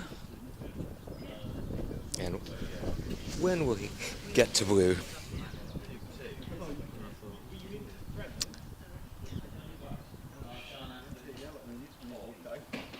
So yellow's for 2. So no send red there for sure.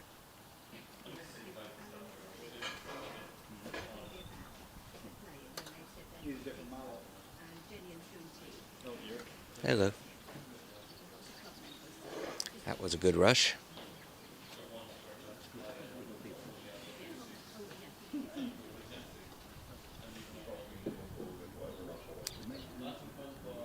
Yeah, so what I foresee happening is he makes hoop 2 with red.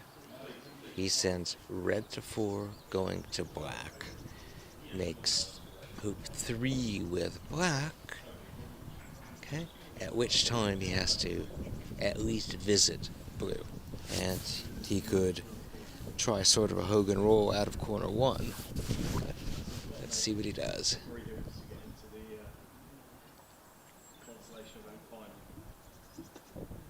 Makes the hoop. So this is what we call a 3 fix. Reception to Pioneer. And then Pioneer to reception, and blue keeps his roll as pivot.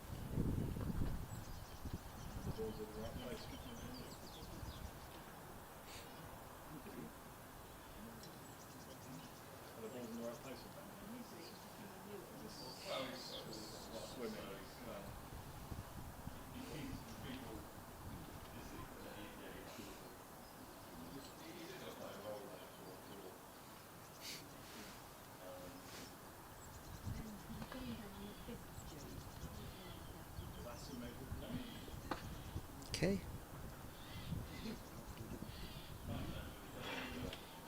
It's a little short, which makes questionable the play out of corner 1.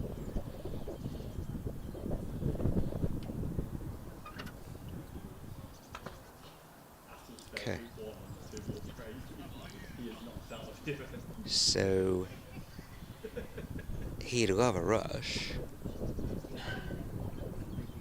out of this hoop.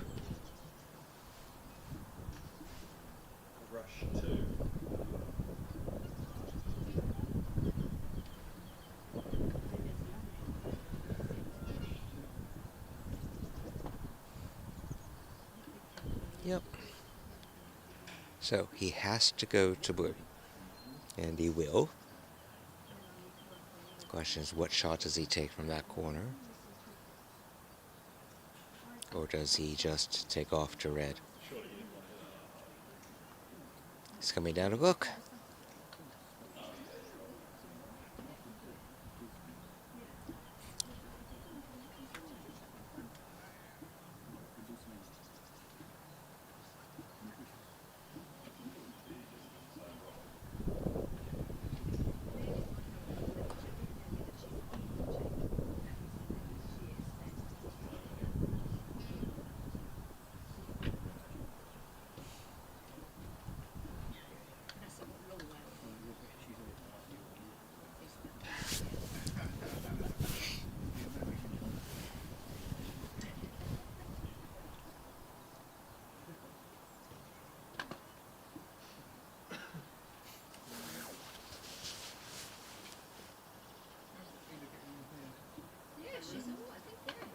Okay.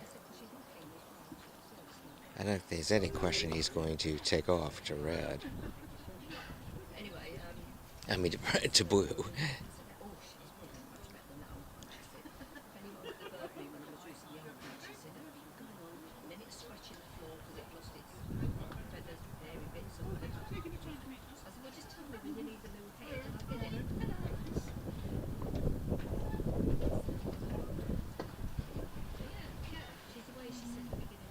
That's a good shot.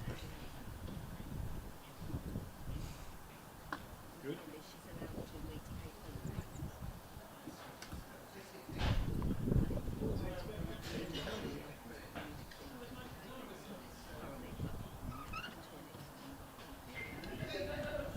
You can't tell me that's speeding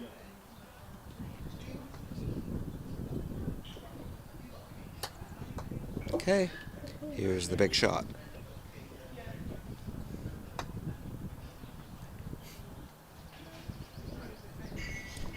Now, he only has to get blue to 5,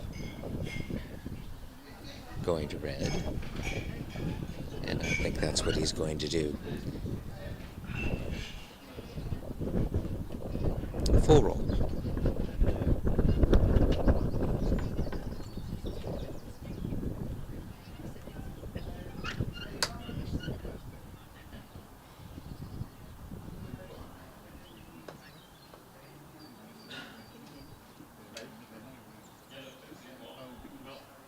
Has he got a mate who's 4 from Ready Yellow? Not sure why he didn't have a tighter angle to red. It was not a very good shot. Aston, look at this comment. But hit red and almost forgiven. Very much appreciating how good video coverage is these days. Especially here with good comments and several cameras which all seem to know where to put the boats. We are cooking. Yes, okay. All is forgiven. Ben makes 4 with yellow. He's got to make the Gets... It will involve black afterwards. So yellow makes 4 with red, sorry. And we'll go to black after. This will probably just send to the boundary.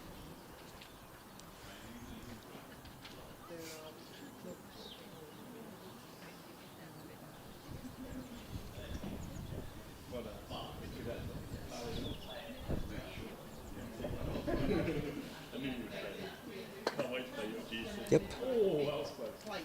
And actually gets an advantageous rush on red as he went a teeny bit east of red.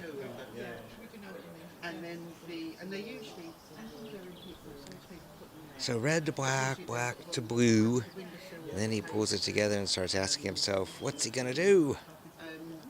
And then you need the other key.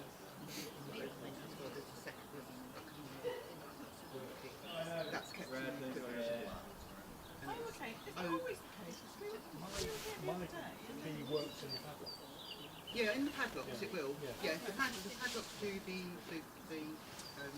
car park. These padlocks and the padlock for the equipment shed. That's it. That's the one that's the next one for this. The other one. for the Good shot. Yeah. Good shot. And that has to go, yeah, that has to, if you've opened up, you can leave it, and there's people here when you leave.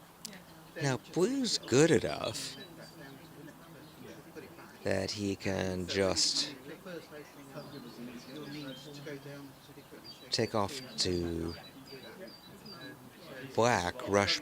He wants black as pioneer. In shed, at the end of the day, when one person leaves, Yeah. the next people And he's still trying to set up the peel. get in, see. So that's, Ah, okay. So um, if he's peeling red at 4 back, black will be the escape ball. So this is all good. Red to 4 back, black to escape, come down to 5, and he's in the classic position. Yep.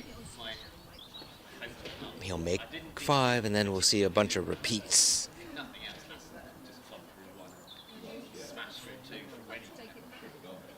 We're now on 1, 2, 3, 4, 5, 6, 7, 8, 9, 10, 11, 12, 13, 16 messages on that replying to this. So bizarre. Jamie and me playing the 5th, 6th. I'm sorry? Jamie and I will be playing the 5th, 6th playoff. Oh, you did a little 2-balling tournament? Where we have the 2 ball competition to separate Aston, myself, and And Jamie? Jamie, because we're all on 2 out of 3 wins after the block. Okay.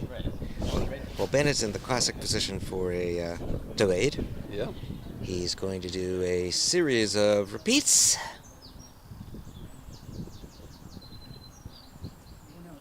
Yeah, so what Howard means by repeat is that at the moment he's going to be using the blue ball as reception. Whoa, he may not. Just rocked back into position a little bit at the end. Wow. Guess he's okay. I Wow. think that might have made the difference, that little rock back. Yeah, so he's Oof. using, Okay, but now he needs to hit blue. yeah, so he'll put blue, after he hits blue, he's going to put that up beyond hoop 6 as a reception ball again. So repeat means that all balls keep their functional order, or functional roles. So blue will go reception to reception, red will go pivot to pivot even though he's peeled, black will be pioneer, in this case the escape ball. And he will either send black back to basically where it is or send it to 7. So it's one of those things where, sort of, from a logic perspective, it makes a lot of sense for peels, because you're always making a hoop from an opponent ball, getting a peel attempt or whatever with your partner, or positioning it, and then making your next hoop off the opponent ball again. But in reality, a lot of the time it's hard work doing repeats, because you're approaching hoops from a bigger range to be sending out your pioneer for the next hoop and so on. But it's a load and hold. That's the issue. Yeah. So getting blue from reception to reception is no big deal. Going to red requires the accuracy. Peeling him hopefully is easy. And then black, you don't want to make 6 with black. You want to go to yellow, which is, I'm sorry, you want to go to red, right? I have this? No, blue. You want to go to blue no matter what.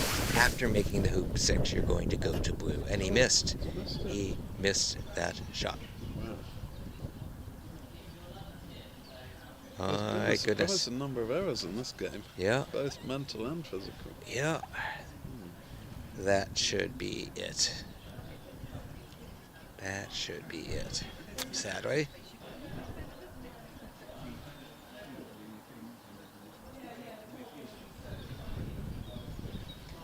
All right, Rob comes on the lawn. 2 and 2 back, so normally in a situation like this, you'd see those balls and you'd think, well, Rob will do his quintuple. But I don't think Rob will be thinking that. I think he'll play black, he'll make 2 hoops. I'd like to see a quint. Yeah. I think he'll make 2 hoops and have a horrible lead for Ben, where Ben has a very long shot, longer. He won't be given a lift, of course, and made those 2 hoops. So Ben will face an extremely long shot. And so the odds have swung very heavily in favour of Rob right now. Mm-hmm.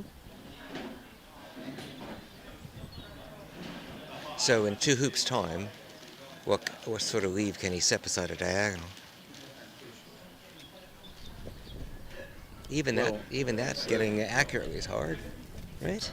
No, but so he will do something like crosswire Ben at hoop 2. It won't be that, because Ben would move the ball but imagine that he laid crosswired at 2 and laid a rush to hoop 2, then whichever ball Ben plays, and he could lay up in corner 4 for instance, then Rob can either rush to the hoop and make it immediately, or he could rush up there and make use of the opponent ball for hoop 2. So I'm expecting some kind of a cross-wiring leave, probably with Rob having a rush to hoop 2 himself, and Ben something like, I would guess, cross-wiring Ben at hoop 3, and Rob near corner 1 with a rush to hoop 2. So Rob rushes red toward Pioneer at 9. Okay. Has to go to black. Lunch is here.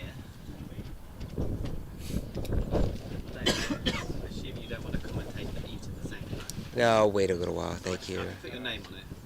Thank you. Same with yours, Ben.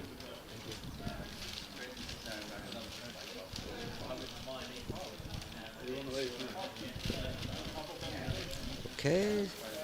So black is taken.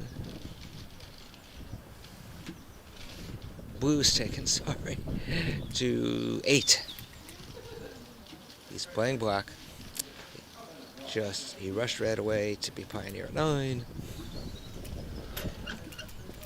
He's going to take blue to 8. Okay, but after that, he will go to 9 and make it with red, so he'll just use 3 balls, which complicates his setting the leave. So basically, he's got to worry about getting to 8 with blue now, and position yellow sort of as best he can, and he'll only get to use yellow again after hoop 9. If I've got this right. You agree with that, Ben? Sorry, I was. You're coughing In my instead? head, yeah. That's fine. I was saying that by sending red to pioneer, Yep.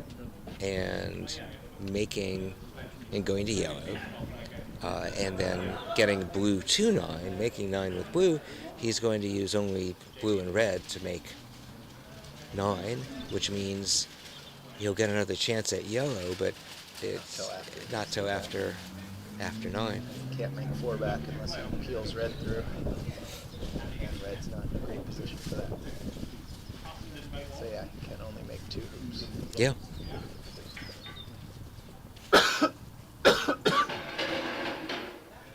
Now you won't get a lift. Right, because he's not making 1 back. Or 4 back. He's just making 2 hoops. 8 and 9. He might just have it And he where I'm split up at 2 and 4, and he ends up with a trap over here if he doesn't get a good rush or something. And Rob could not continue with black beyond 9, because the rules of color order are that What he might do is he might send this over to blue's hoop, make 2 back off blue, put blue as reception at 3 back, and he'll leave blue near corner 4, rushing red up to blue's hoop, crosswire red and yellow, then come back to blue at the end of his turn. so leaving Leaving red and yellow crosswired at 2. Yep. And then he'll have to take off, or get the crosswire and then lag back to blue. It's a But he lot might to just do be in able 2 to put- hoops.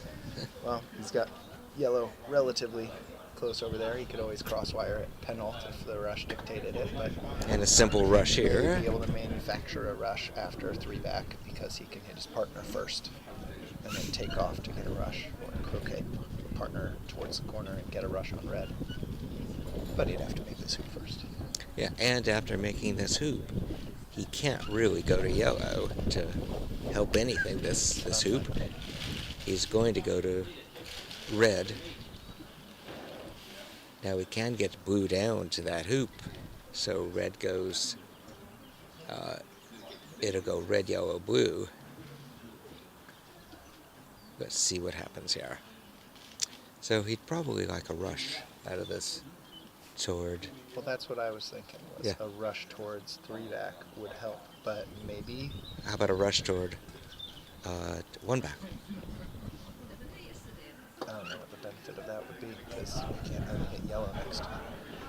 No, but he's going to go make 9 with red. Yeah, so how does rushing blue to 1 back help the leave or help that? Because he can send red, go to yellow, and then escape with blue. Yeah, we'll see. Yeah, maybe he's planning on having the rush away with red Yeah. without hitting blue first after 3 back. Yep. None of it's And pretty. then he'll have 2 balls down there even if they are. None of it's pretty.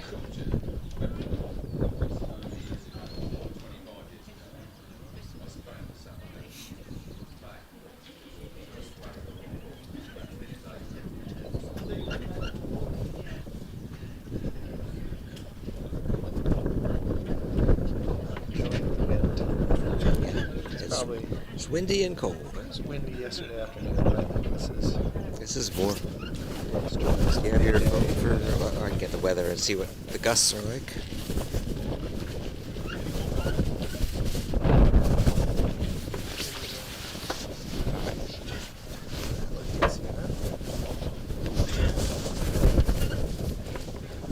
Just has sunshine. It doesn't even say windy according to the weather. It's like 12 miles per hour, gusts of 24. Yeah, it's a lot. Headed west, southwest.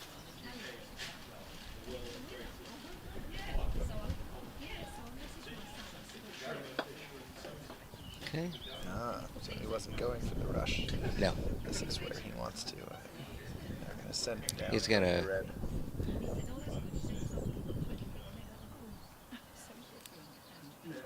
So yeah, traditionally when you're saying these crosswires, it's usually some sort of back rush from 6 to, 2 back, from 6 to 1. But he's going to want a forward rush out of 3 back to get red up there. Otherwise, he'll have to roll red up to the wide spot from 3 back. But I'd probably guess Rob is setting more crosswires, more tea lady leaves than anybody else in the world. Probably more than Mom or Bamford.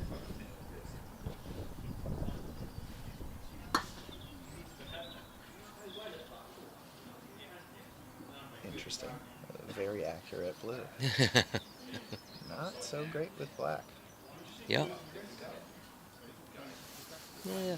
If he hits red, he'll be fine.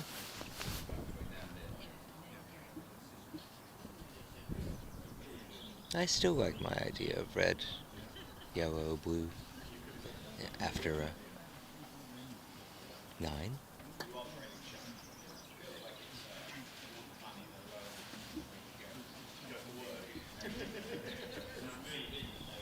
But given you don't get a lift, what's the benefit of the crosswire? So he can make it a 30-yard shot. I see. This could be a tea lady. Yeah, longer. Yeah, of course.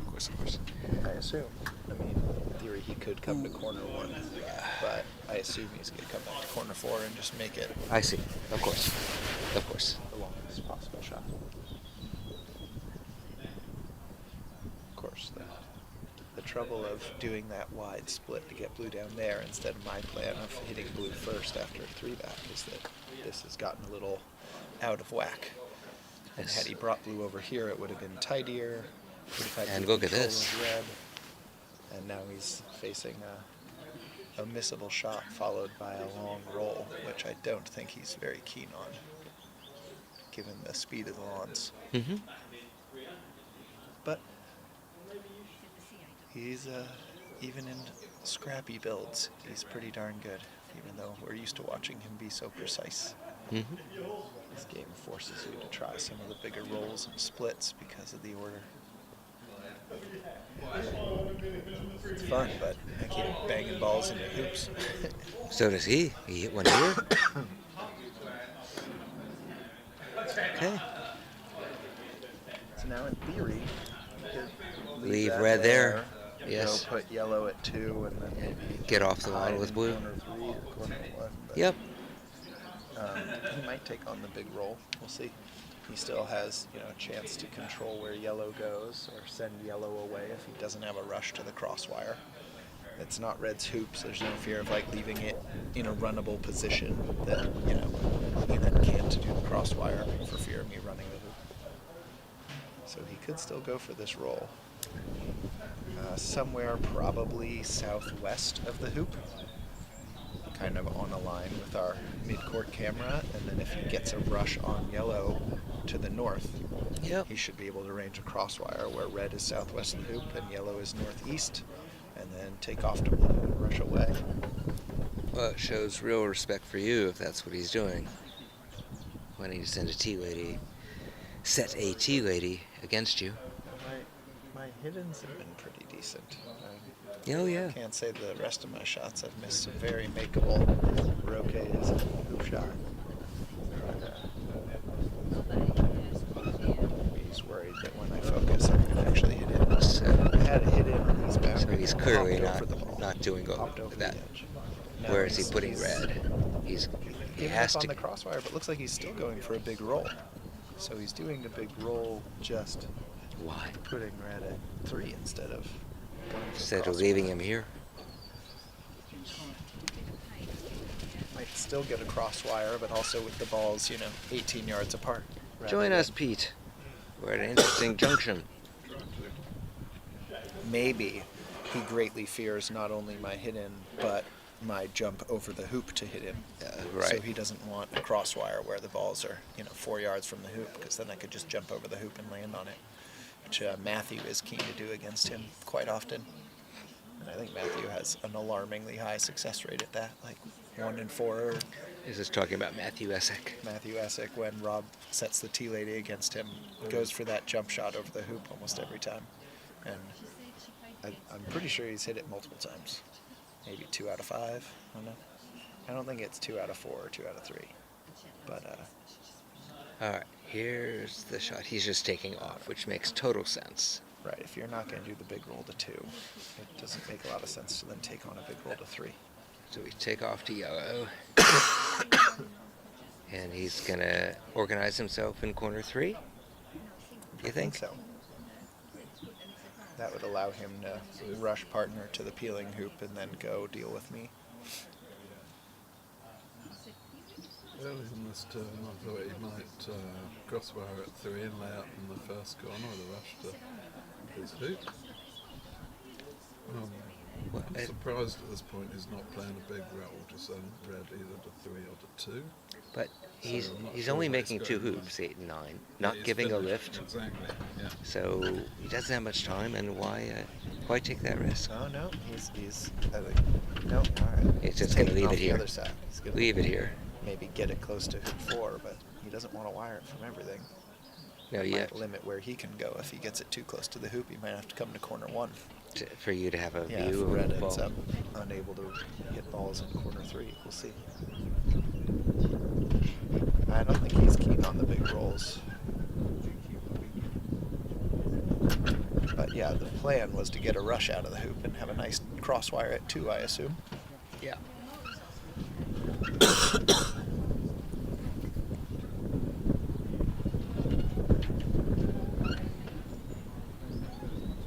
We hit Joe, we know that. Yellow's the ball to hit. And he could leave it at 2 and take a partner away to corner 1 or corner 3.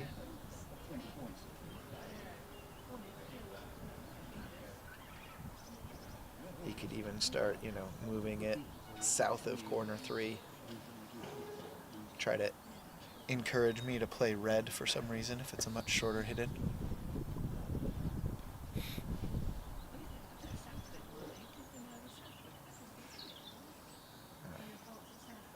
It's possible he's just doing a little extra checking to make sure he gets the order right after he got it wrong in Yes. his earlier break. All right, so he's hit doesn't yellow. want to hit a Roquet and have me say his name again. So he's going to send yellow someplace, getting the rush on blue. I thought he might rush yellow and then take off back to blue. Where it is now, I'm not sure he can put it very far. Oh, I guess maybe he's going to corner 3. He should be good. He's fine. Yep. Just can't go to corner 1 like this.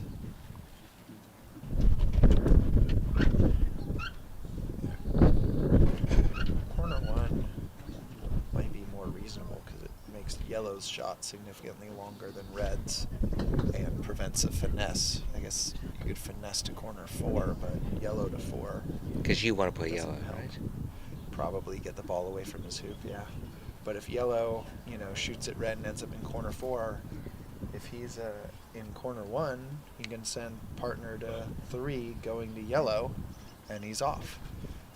If he's in corner 3, I can finesse to corner 1 if I wanted to just make his build tougher.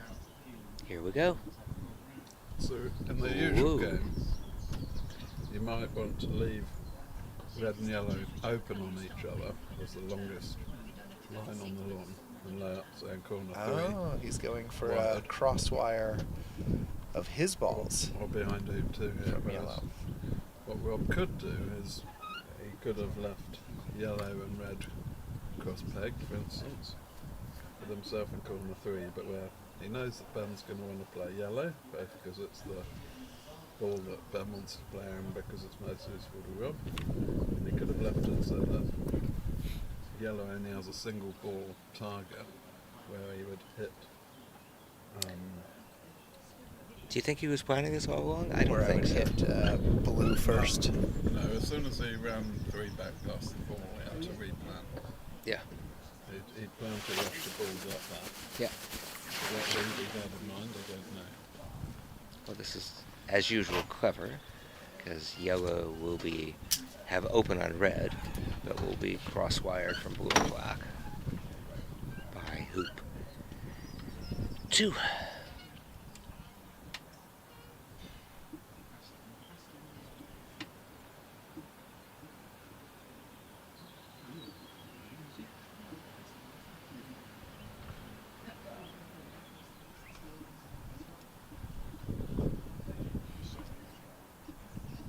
Okay.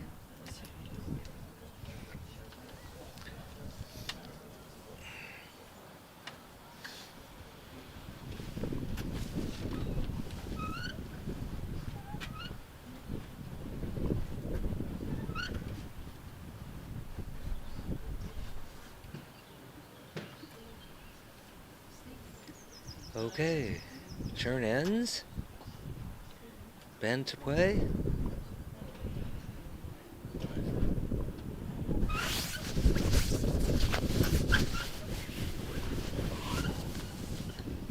Very much expecting Ben to play yellow at red here.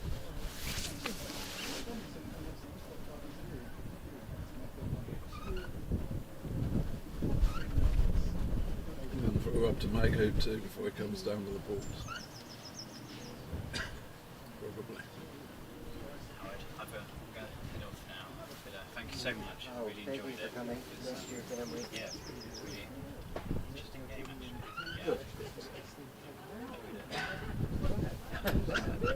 That's what I'm going to do. Yeah. See you, Pete. Safely. Cheers, Harry. Yeah.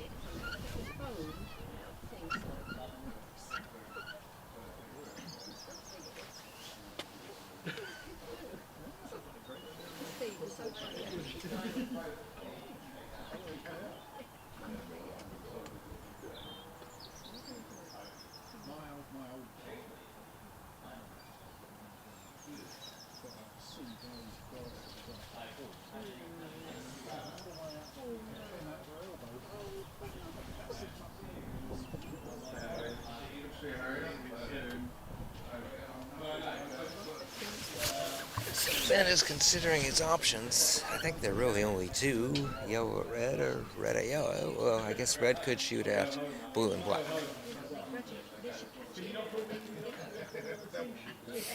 Don't think that makes sense. I think it's yellow at red.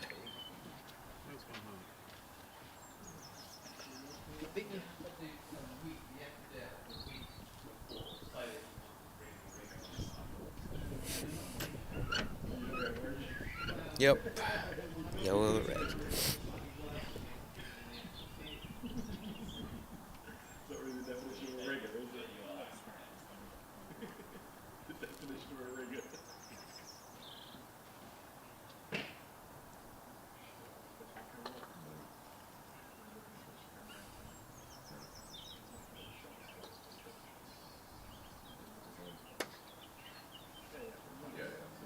Yes. Yellow.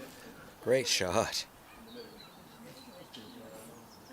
So that had to be a 35-yard shot.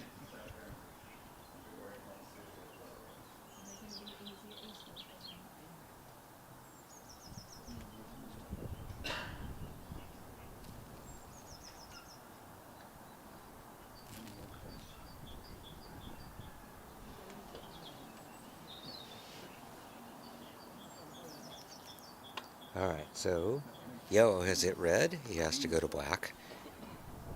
And then blue.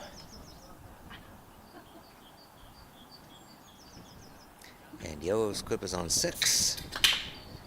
So if he goes to black, he also needs to think about peeling, however, right? I'm not sure. Well, wow. It's a lot of work to get red to peel position right now.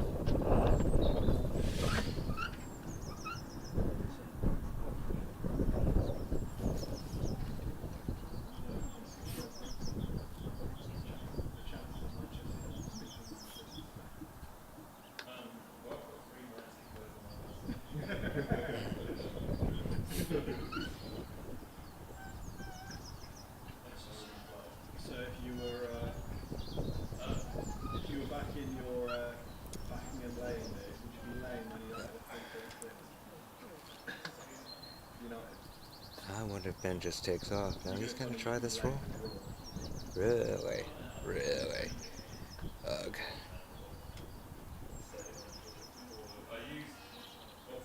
So set up to send that to 4 back, going to black.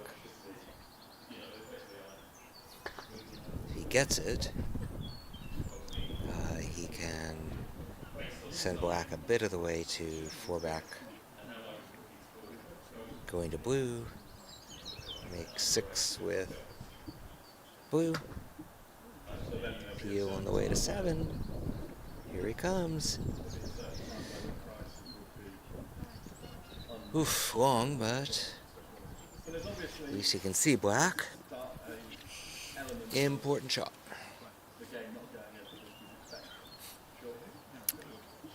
Not hitting black would allow Rob to finish.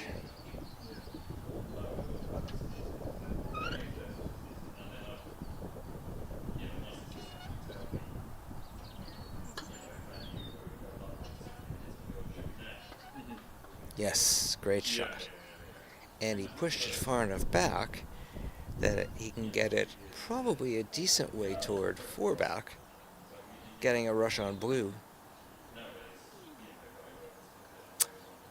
Yeah, on blue to 6. So black will be the escape ball to 7.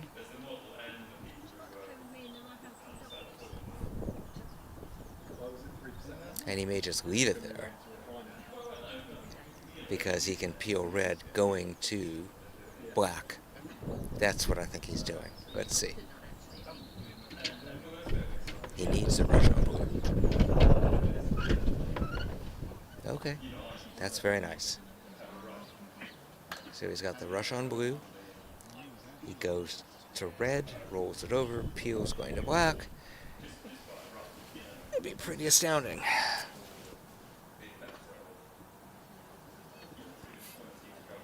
Okay.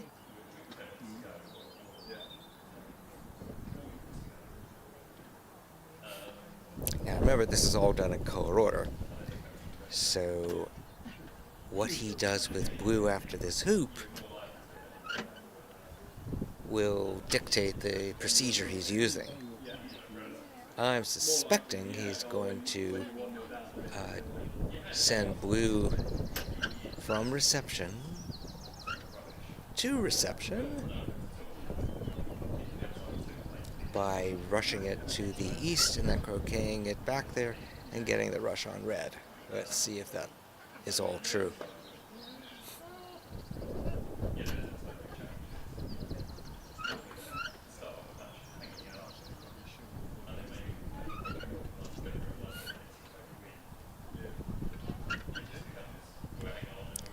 Ben would be a lot happier if he were for hoop 2 than being for 6. Because remember, you can't make 10 without peeling. Alright, so he's sending it over there, which I had not expected, which is fine.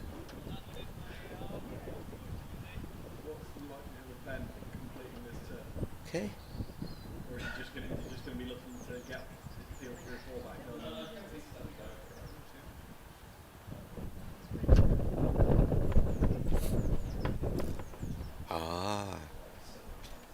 Very smart. He's going to hit red. Okay. First. Gets peel, fine. If not, he'll go to black. Use black and blue.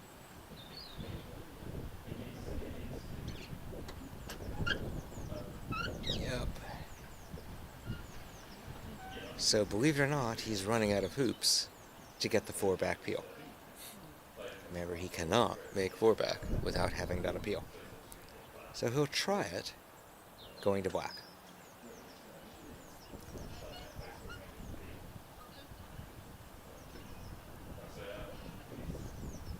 So this is the first time where the player has seriously worrying about, can he get the peel done? There's a whole section of our book about what you do in this situation when your total focus is on the peel and getting off the lawn.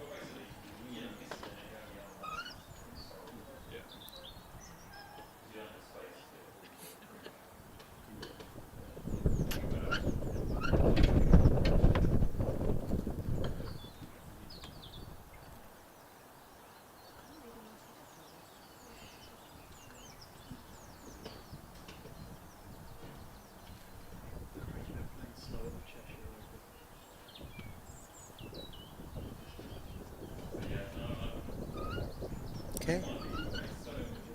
Touches black. Send it a bit to red. Getting the rush on blue to 7.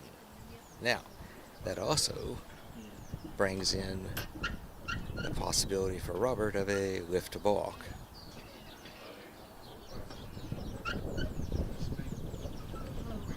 A little longer on blue would have been nice. That's a very good play on black.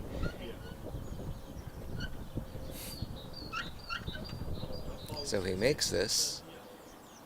The goal then, in my mind, he will send blue to 9 if he makes this. Go down there and peel red, escape to 8 with black.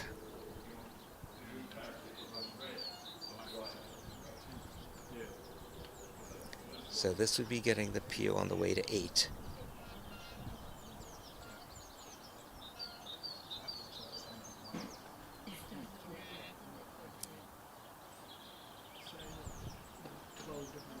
Okay. That's helpful. Let's see if he sends blue to 9, goes to red, tries the peel. He has to get to 8, and he has to hit red next.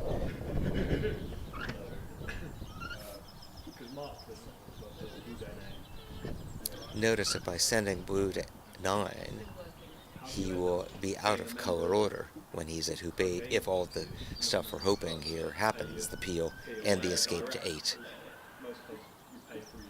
So he's in for a straight double if everything goes well. This goes to 9, and he goes to red. What a great shot. Yes, what a wonderful, wonderful shot. All right. He should be able to tap red and get a nice escape. Yeah, he's looking where the escape needs to be to 8.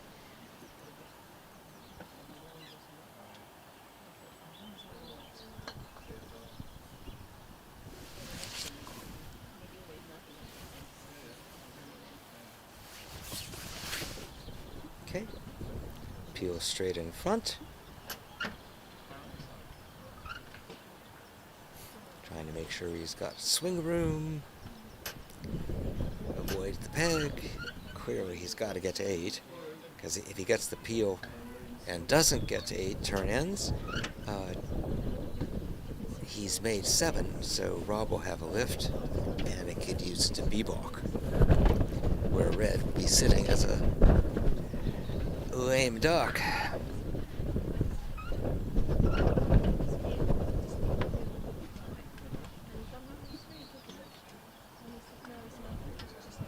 Yeah, I think the cameras.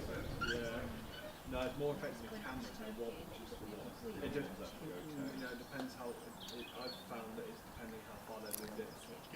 All right.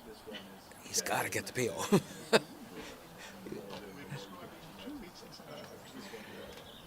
This is the latest we've seen since Florida, where Jamie had to make a peel at 4-back before 4-back. This is the latest we've seen it peeling on the way to 8. Oh, yeah. Getting exciting. Yeah.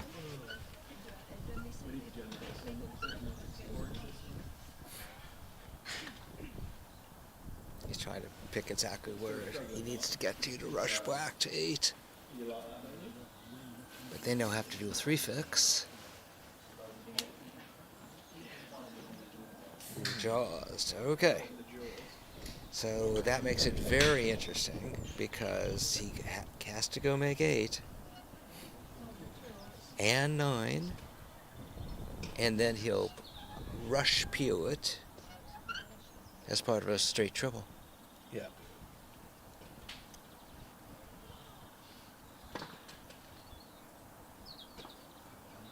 That's a great shot. Of course, you can rush peel it and send it over to Penalt. Send it to Penalt before he makes 4-back. So Yes. it's easier than a straight triple. But he needs a ball. He needs black back there. So I don't think he can. I think he can. But before 9? No, he can, when he's 4-4 back, Yes. he can rush red through. Yes. He'll avoid going to black first. Send it to Penalt going to black at that point. So he comes out of here with blue, goes to red, does it. Yes, you've got it. Okay, good. You agree with me? Yeah, so Okay. he'll now send black up to 4-back going to blue, make 3-back. Yes. Hopefully with a forward rush to rush the Black will be blue. the escape to 4-back. Yeah, and they'll probably then put blue behind 4-back. Yep. To Or bombard. No, you might want black behind 4-back now, actually, thinking about it. No, black would just be at 4-back. Yeah, I don't think so. After the hoop, he would want red to be the final ball that he's playing. Yeah, but is that blue? No, blue, red, black. After 4-back, he would want. Black, blue, red. Yes, so this works fine for him because that will be the natural outcome. Okay. Just from sending black up there now, so he should Yep. put this up to the left of 4-back. Yes. Because he's going to be rush beating red and then Yes. send him red in front of Penalt. Yep. Rush black in front of the hoop, and then he's Black- got the he's balls got as black, well blue, as red. he can have Yep, for a, he will. for a straight Straight. double to Yep. finish it. Yep. So straight doubles, straight triples are possible in color order. Yep. But It's you've slightly got- more hard work. You've got you're restricted, of course. Sometimes on these turns you run a hoop and then you look around at which of the balls to hit. Whereas you're much more restricted when you know you want to peel. Yep. Partner with a third of the balls. You've only got one option for if you're going to use all the balls.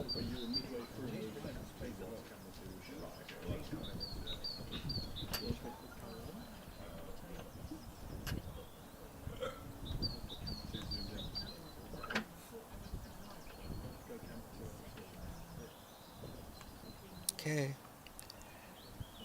Black to escape ball position, north end, west of 4-back, going to blue. That's a good shot. That's very nice. Alright, he makes this. Would love a rush out of here. All the way down to the corner, even. Corner 3.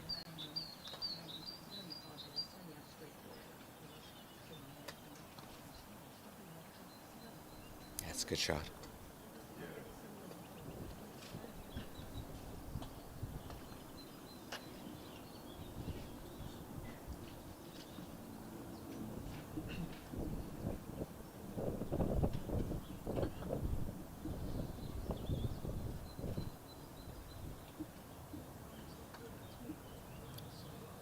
Wow. Tight position. Yes. I Get a Oh, bit closer, is it? well, he wants the Trend rush. along He there. wants the Oh, rush. he absolutely wants the rush, but I don't think he'll be trying to get He gets it. that tight. Very nice. Very, very nice. All right, so if red is indeed rush peelable, then that determines the position for blue.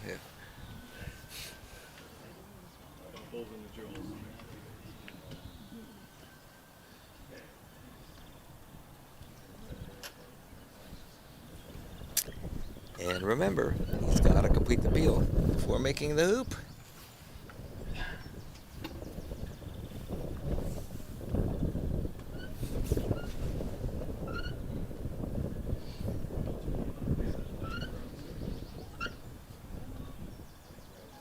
Not seeing this before.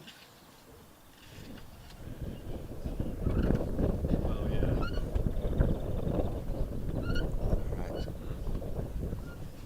Notice there are no page numbers on the content page.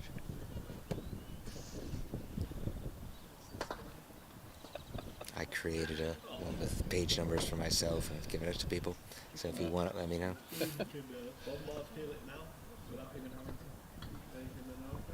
He's going to rush peel it. Rush peel it, send it to Penald, go to black. It's just checking if there's an appendix with the words and all the pages. So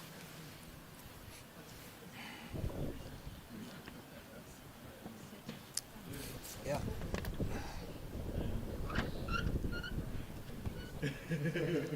Oh, there's a lot in that book. There's a book I've just seen called Croquet Secrets, the collected writings of John Ritchie's, edited by Wayne Davies. A thick old tome of a book.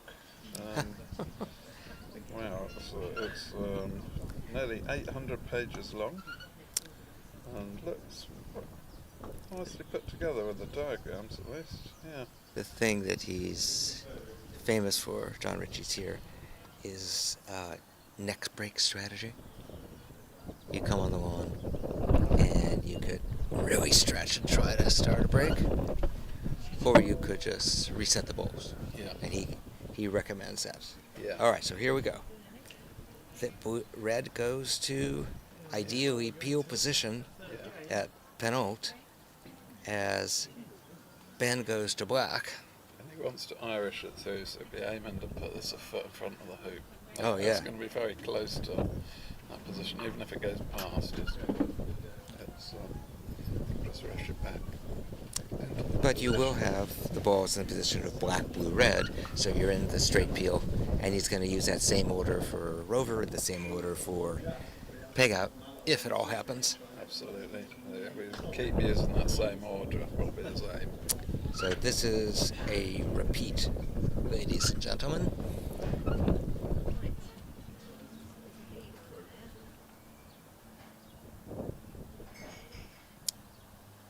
No, I'm sorry, this is not a repeat. This is... Yes, this is a repeat. No. Oh, no, it's not. No, it's not. No, it's because... not, so- oh, that's awful. Oh, he's Ooh, lucky. he It's lucked at out. the hoop, yeah. He lucked out, okay. This is actually very good. If he makes four back, then it'll be a repeat. Because black will go from reception to reception. That's right. Blue will go from pivot to pivot. He'll get the rush on red, back 6 inches, peel it all the way down to rover, and do it all again. Yeah. Then he'll do the rover peel and do it all again for the peg out.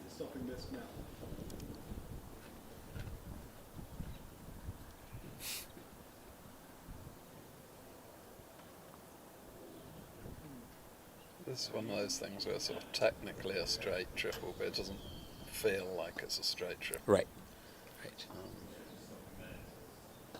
Although we'll give him credit if he gets it for this first straight triple in color order. It's a nice All claim. these firsts. Nice claim to be able to have, even if it's a slightly dodgy one. You and Jamie had the first 5-turn triple. Yeah, that was With I a, enjoyed playing with Jamie. The Yeah. first running 9 with 3 balls. Yeah. Yeah, and that's considerably more challenging in this game, which we both found entertaining, having to always hit the same ball after you've made a hoop. You have to play those two balls, because although there's the fourth ball hasn't yet entered the game, that's still part of the colour order. So you can't just play a normal 3-ball break. You have to keep making a hoop, hitting that ball, and putting that behind the next hoop. Alright, So there we go so with here it is. Yeah, so it's Hitting blue. Put black in a position where he's going to be able to hit it after the hoop. Yeah. Now send Blue down to goes sort of toward peg, getting a on it, rush yeah. on red. That's right. But the rush on red is absolutely critical. Because remember, he's made 4 back. Yeah. So Rob gets contact. So I'd have been putting blue a bit west toward of black.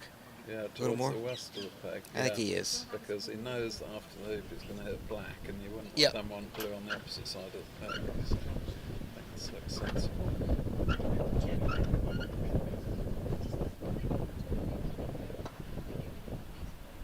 That looks awfully good to me. Yeah, he's got the perfect Just position. tap red.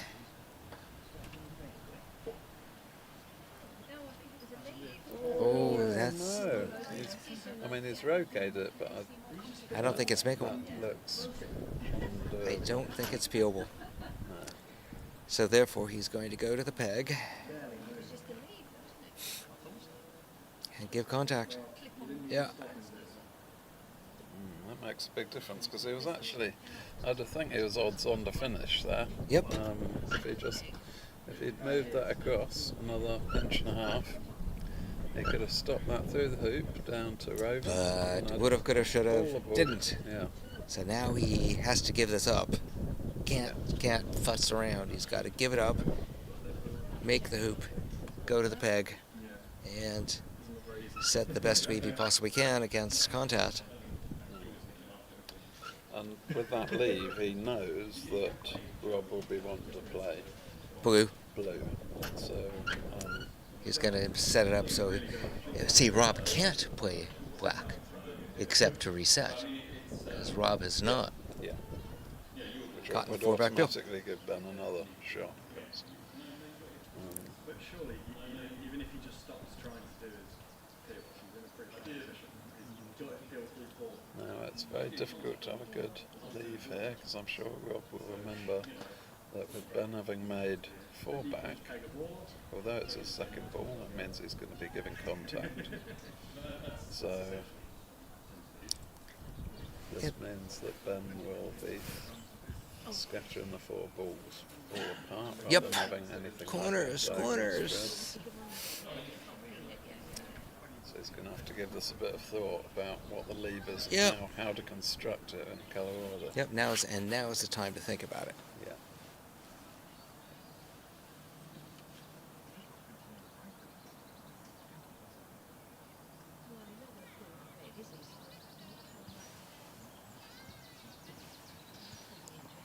This game does require more thought. This is not just that Ben's not as used to this game, because of all players in the world, I'd say Ben is the most experienced with this game. He's helped write a book on it, he's played every tournament there's been of it, but there's serious thought required at this point. So Yeah, he's put up it's with a lot of questions from me. feasible with this game. There's an added need for chess clocks, arguably, because Ben will get on with this after a couple of minutes of thought. But Oh yeah, you he's know, not. You can imagine there are some. He was players upset, that but he might knows yeah. he's got to. What he's got to do. Some players could stop and think about this for 15 minutes to decide what to do. Hey, I don't think it that makes wouldn't any work. sense, by the way, to try a posthumous peel. No. But it gives Ben really no benefit. In fact, if Well, anything, it's worse to be for Rover and Peg, because it gives him a bit less time to get organised for the Peg out. Yep. If he makes penalty, you expect him to finish. So. All right, here we go. Gets position. Makes it. Okay. He could try it posthumous. I think he'd be mad to try it. I think he'll be more thinking about the leave, probably with blue somewhere near I mean, I wouldn't. hoop two. Yeah. You know, 'cause that's Take your corner time, two. Ben. And then the other balls will be somewhere close to the other corners or the east boundary.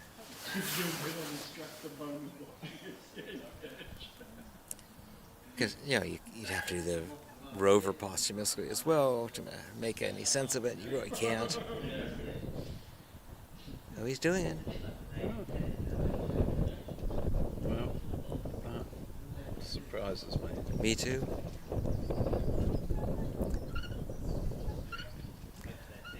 I guess he's going to pig out.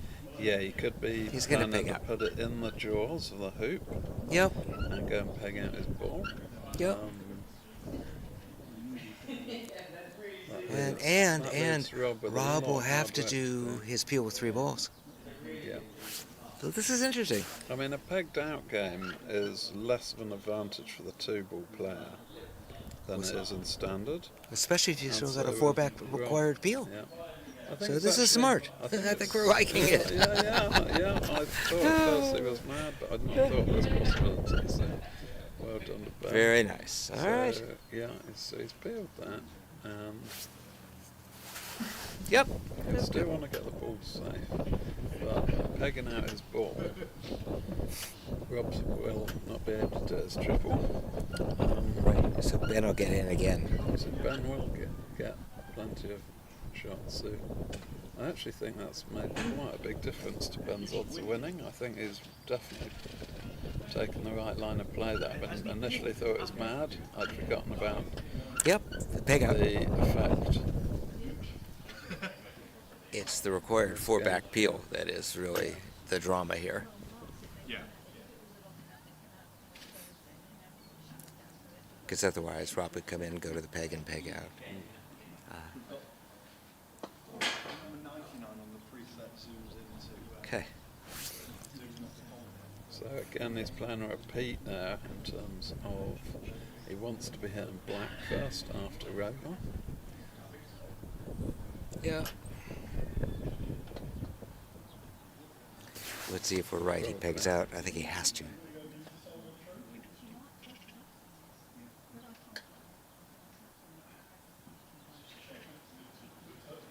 Yeah, he definitely ought to.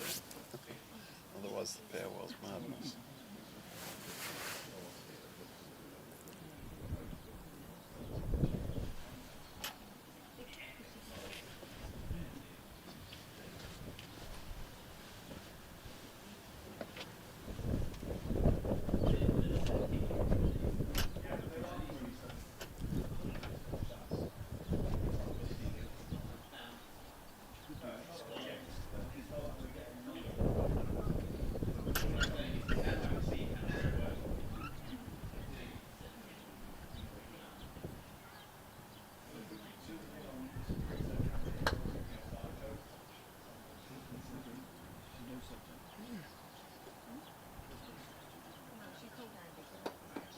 No.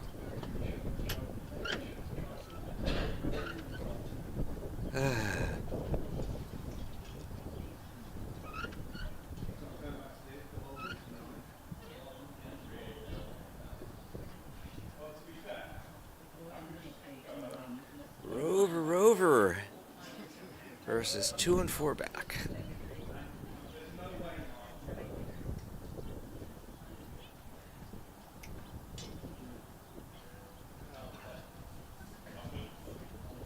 Just a little Roquet.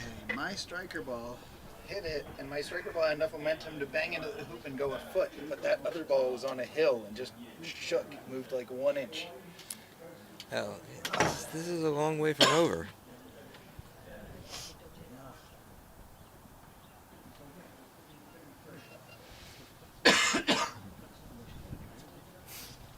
So good. he's going to pick up blue because he can't do anything with black because black's for 4 back and he's got a peel.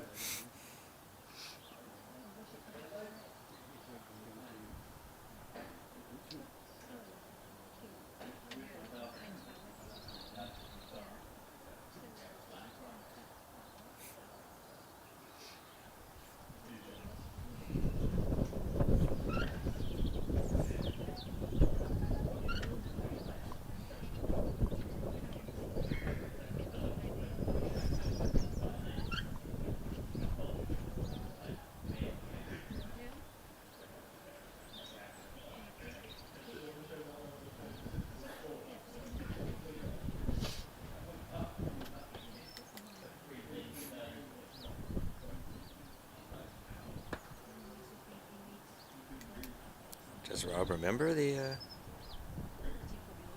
contact? Maybe not.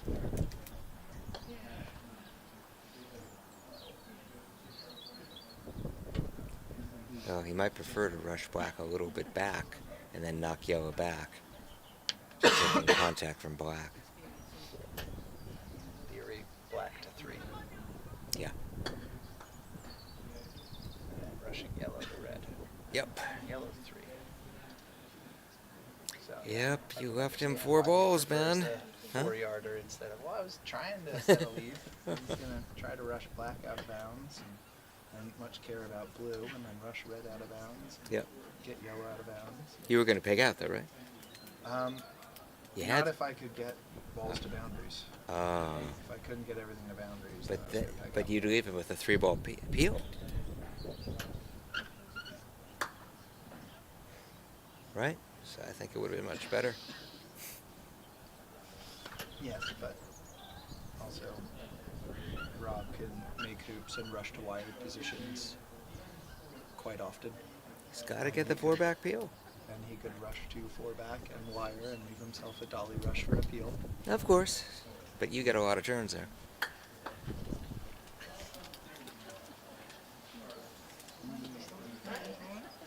The pegging out was the second plan. Right, see you then. Bye. See you soon. If I didn't get, if I had made Rover long, swished through, and hit black to the middle, then I probably would have been pegging out.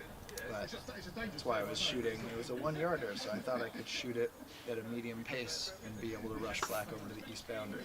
I hear you. But ended up not even going through the hoop, so maybe I should have just run the hoop hard.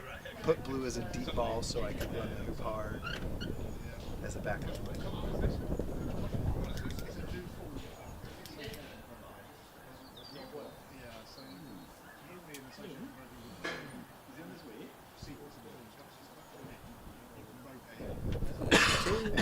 It's the rush on the black. No. No. All right. So, yellow, red, black's the order. Yep, so a little load and hold to a pivot position. Oh no, yeah. I'm sorry. Black, yellow, red is the order. So if he got to send yellow over to So 3 and then red yep. to 4. Yellow's the escape ball for black. So this is a load and hold.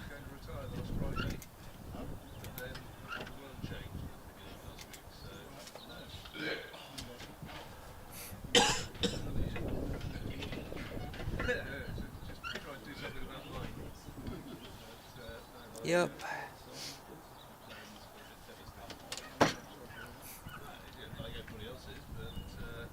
Red to 3, interesting. Oh, no, black to 3. Yeah, this is the right order. Oh, we made it. Oh. Oof. It's yellow. Takes a lot to lift the spirits. Yep.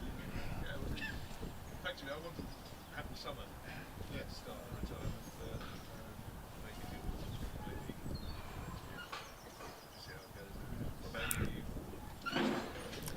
So, this is a relatively easy triple. Yeah.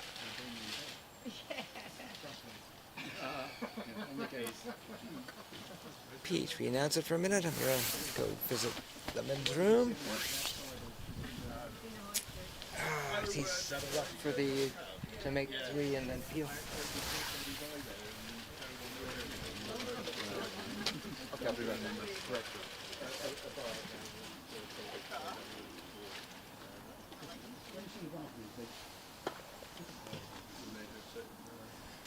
Okay, so Rob's nicely set for his standard TP. Very much expect him to finish this because he's got all the balls in the order that he wants. The key thing is after 3 he's going to be rotating partner black, and when he does the peel, that means he needs yellow as the ball up there as an escape ball.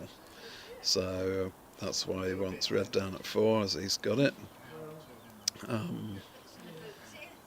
So after hoop 4, then he can rush back up the lawn and move partner away from behind 4 back where he'll have peeled it to, and then go to yellow. So everything will be nicely set up for him in the right order, very naturally during this.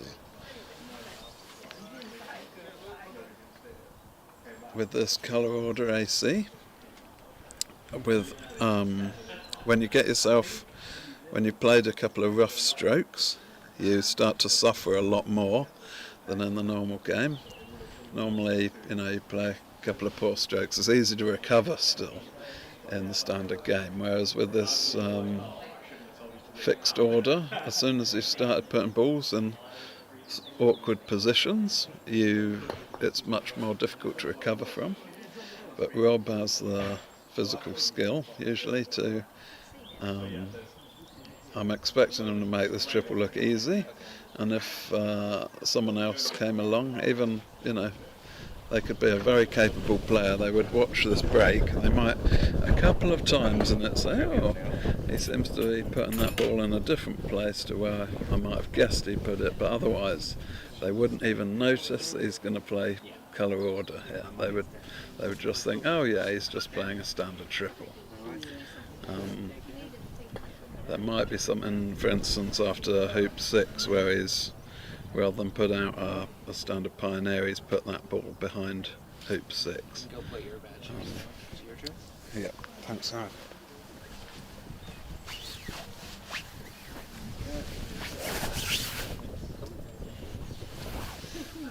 You want to join us, Jamie, for a minute? I didn't go over there.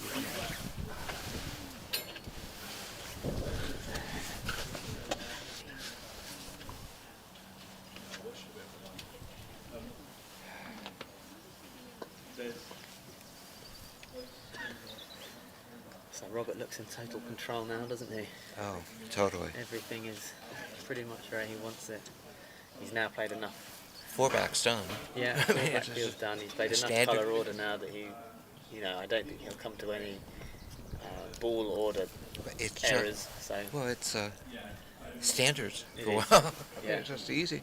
Yeah, standards all the way, and it naturally you want standards anyway in a TP. So yeah, no, I don't think there'll be there's a small chance of a physical error because it is quite breezy. And Rob has never been a big fan of playing in the wind, so you never know. There might be a physical error in there, but it feels unlikely to me, I must say. Yep.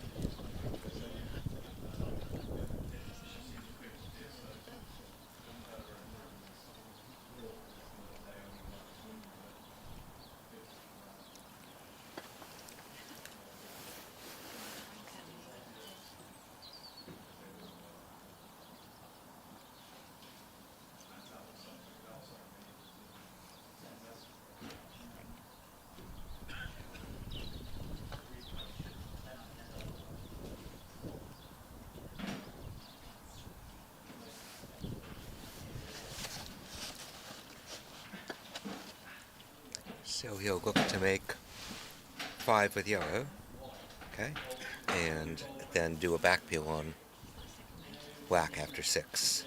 So at the moment it goes yellow, red, black, so black is pioneer, and we move forward to reception, which will then allow the back peel. Yeah, he's got everything in order that he needs. Oh yeah. In colour order. Oh yeah.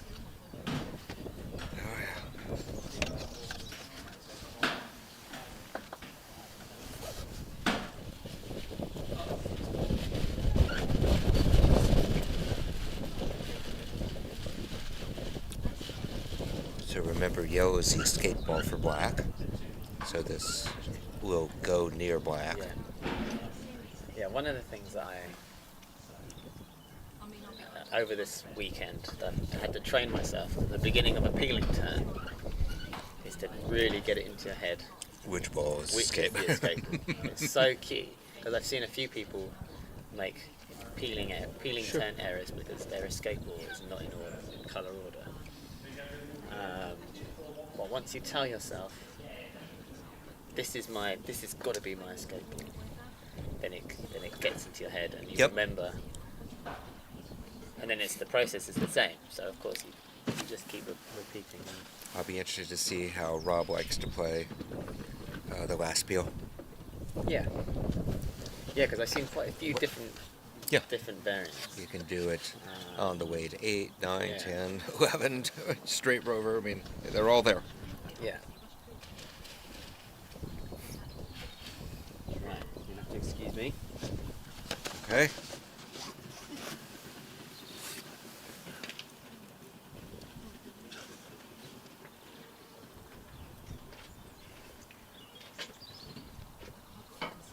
Well, this is looking stark. Yep. Sorry. It'll be time for beer soon, Ben. We shall see. So what happened to you guys in the 2-ball playoff? I made 4, Jeremy made 2, and Buster didn't make any. Okay.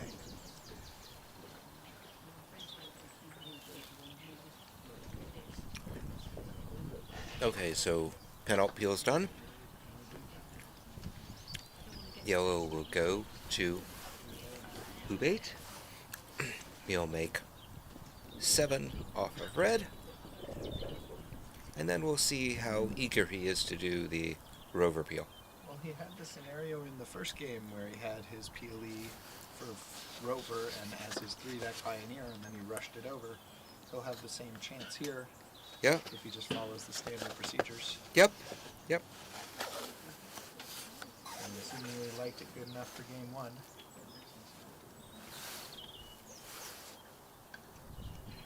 So my question for you, Howard, is with a 5th turn triple in the books and 2 11-turn 3-ball breaks, at least 2, a second 3rd turn break around, although I don't think that resulted in a clean triple. A quad. A quad. Rob's looking to win this with 2 triples in a row and a best of 3. Do we need to make the game more interactive? Don't think so. Just maybe need some harder conditions to make this Well, more but interactive. Although these weren't, croquet-less games that Rob and I had. No. I These are... certainly had my chances. Oh, yeah. It was very much not just one missed roquet. Stephen had that at the end of the semis, I believe. Game 3 in the semis, he didn't take croquet, and Rob said he had an 8th turn triple. Ah. So Stephen got multiple game chances, just was unable to take croquet. An 8th turn means he had at least 3, likely 3 attempted roquets. Possibly only 2, but probably 3. Mm-hmm.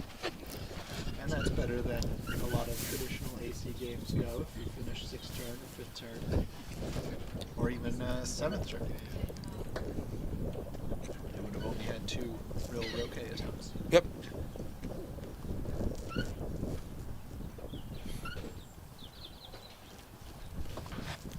I would assume, I'd like to think we've had more interaction based on the fact that, if we were playing traditional AC in these conditions, because we're not making the hoops particularly tight, the lawn is very forgiving at its pace, although difficult for long rolls. I think traditional AC, the games would be much less interactive. Okay, so he can now either send yellow to 4 back. Or leave it as a Well, pivot leave at it. rover. Yep. It's escape at rover. Yep. As a pivot escape. Yeah. And then this time he's keeping it out of the way of the rush over to rover. Yep. Oh no, same spot. Same spot. I was gonna put it north. He likes that window. He doesn't want to have a 3-yard go at the peel. So I guess yellow's not in the way of that rush.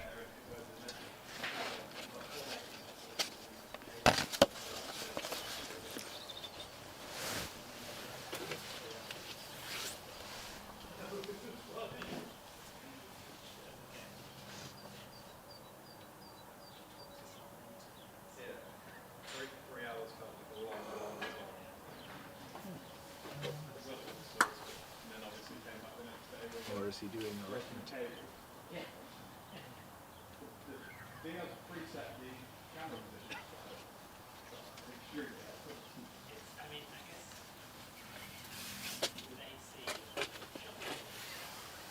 So Rob makes a 3-back with partner, which puts him at reception, which allows him to be rolled over to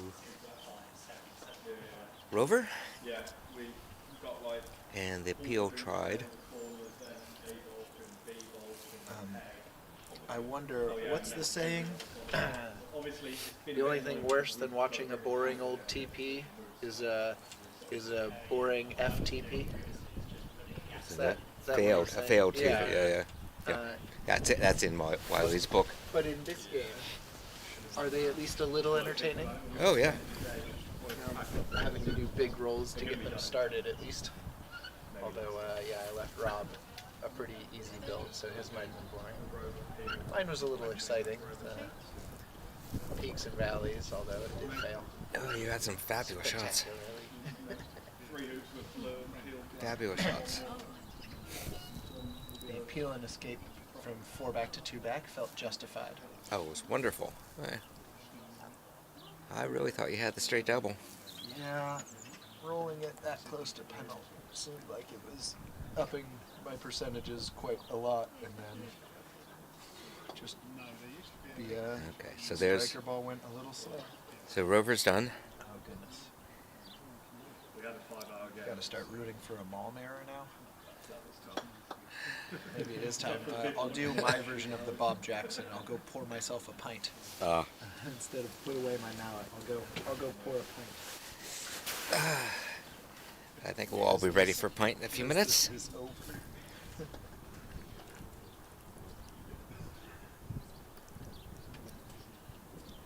Notice in traditional, after making Longest rush to a hoop for the rest of the game. in traditional AC, you could make 4-back and then go make penalt with yellow, and even Rover with black. In But you very fast conditions, you might want to avoid having to come 60 foot south. Right, but here, after he plays red, we're in color order, he has to go get black, which won't be a problem, but it means he needs this rush. Or else he has to do a long A takeoff, long a long roll. Whereas normally, if you don't get this rush, you just carry on and ignore black. But yeah, of course, he got the rush anyway. Chunked it a bit. or a rush, yeah. He should be fine. Maybe he's thinking about what denominations he'd like his prize money in. So, Distracted a little. he'll probably leave black here, and then he'll send yellow down after Rover, after penalt. So I think he'll do a repeat after. No, he wants the rush on black, and then he might even put it as reception, do an expedite. Okay, I was thinking of a repeat coming at him with yellow, but either works. Repeat with yellow would mean yellow is where he's going to put his reception. Yeah, reception, pivot, and then. But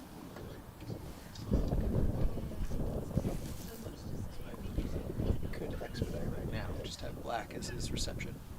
Sure. And then black will become pivot instead. Which is what he's doing. Yeah. This also gives him a little room. He can send, yellow a bit south. He doesn't have to worry in case he about getting swishes black through the hoop. And if he doesn't around. get black at all, Yep. then he just he could come back for it after Rover. Everything was playing this morning. This was playing off Duncan. It's needed. Oh, yeah, this So is he'll where go you- to black. He'll send black Well, to when the OBS peg. when OBS crashed. pivot. He needed this turning on. Yeah. I guess this might be technically expedite because he's sending it to the pioneer, which is the peg. He's going to put yellow as a possible reception ball. Yeah. And in theory, his red, the approach off red would be a load and hold. But he could use either as a reception ball, as long as he gets the rush on red back up to black. Black to the peg, yellow to red.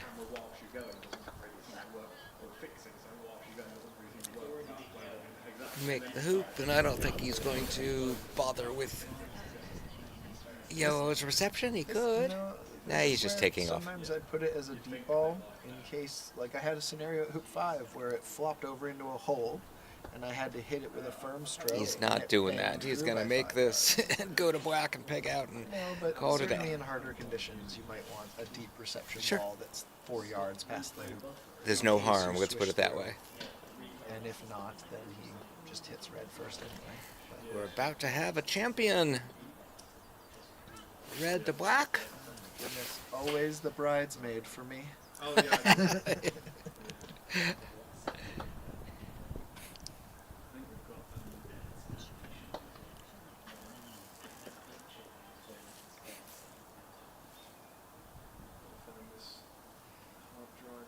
Hopefully everything's been saving us, but I genuinely haven't checked. Yeah, there we go. No Grievous, we hope. Game over. Tournament over. Thank you for having us, Howard. Ain't over yet, and But it is. but it's over.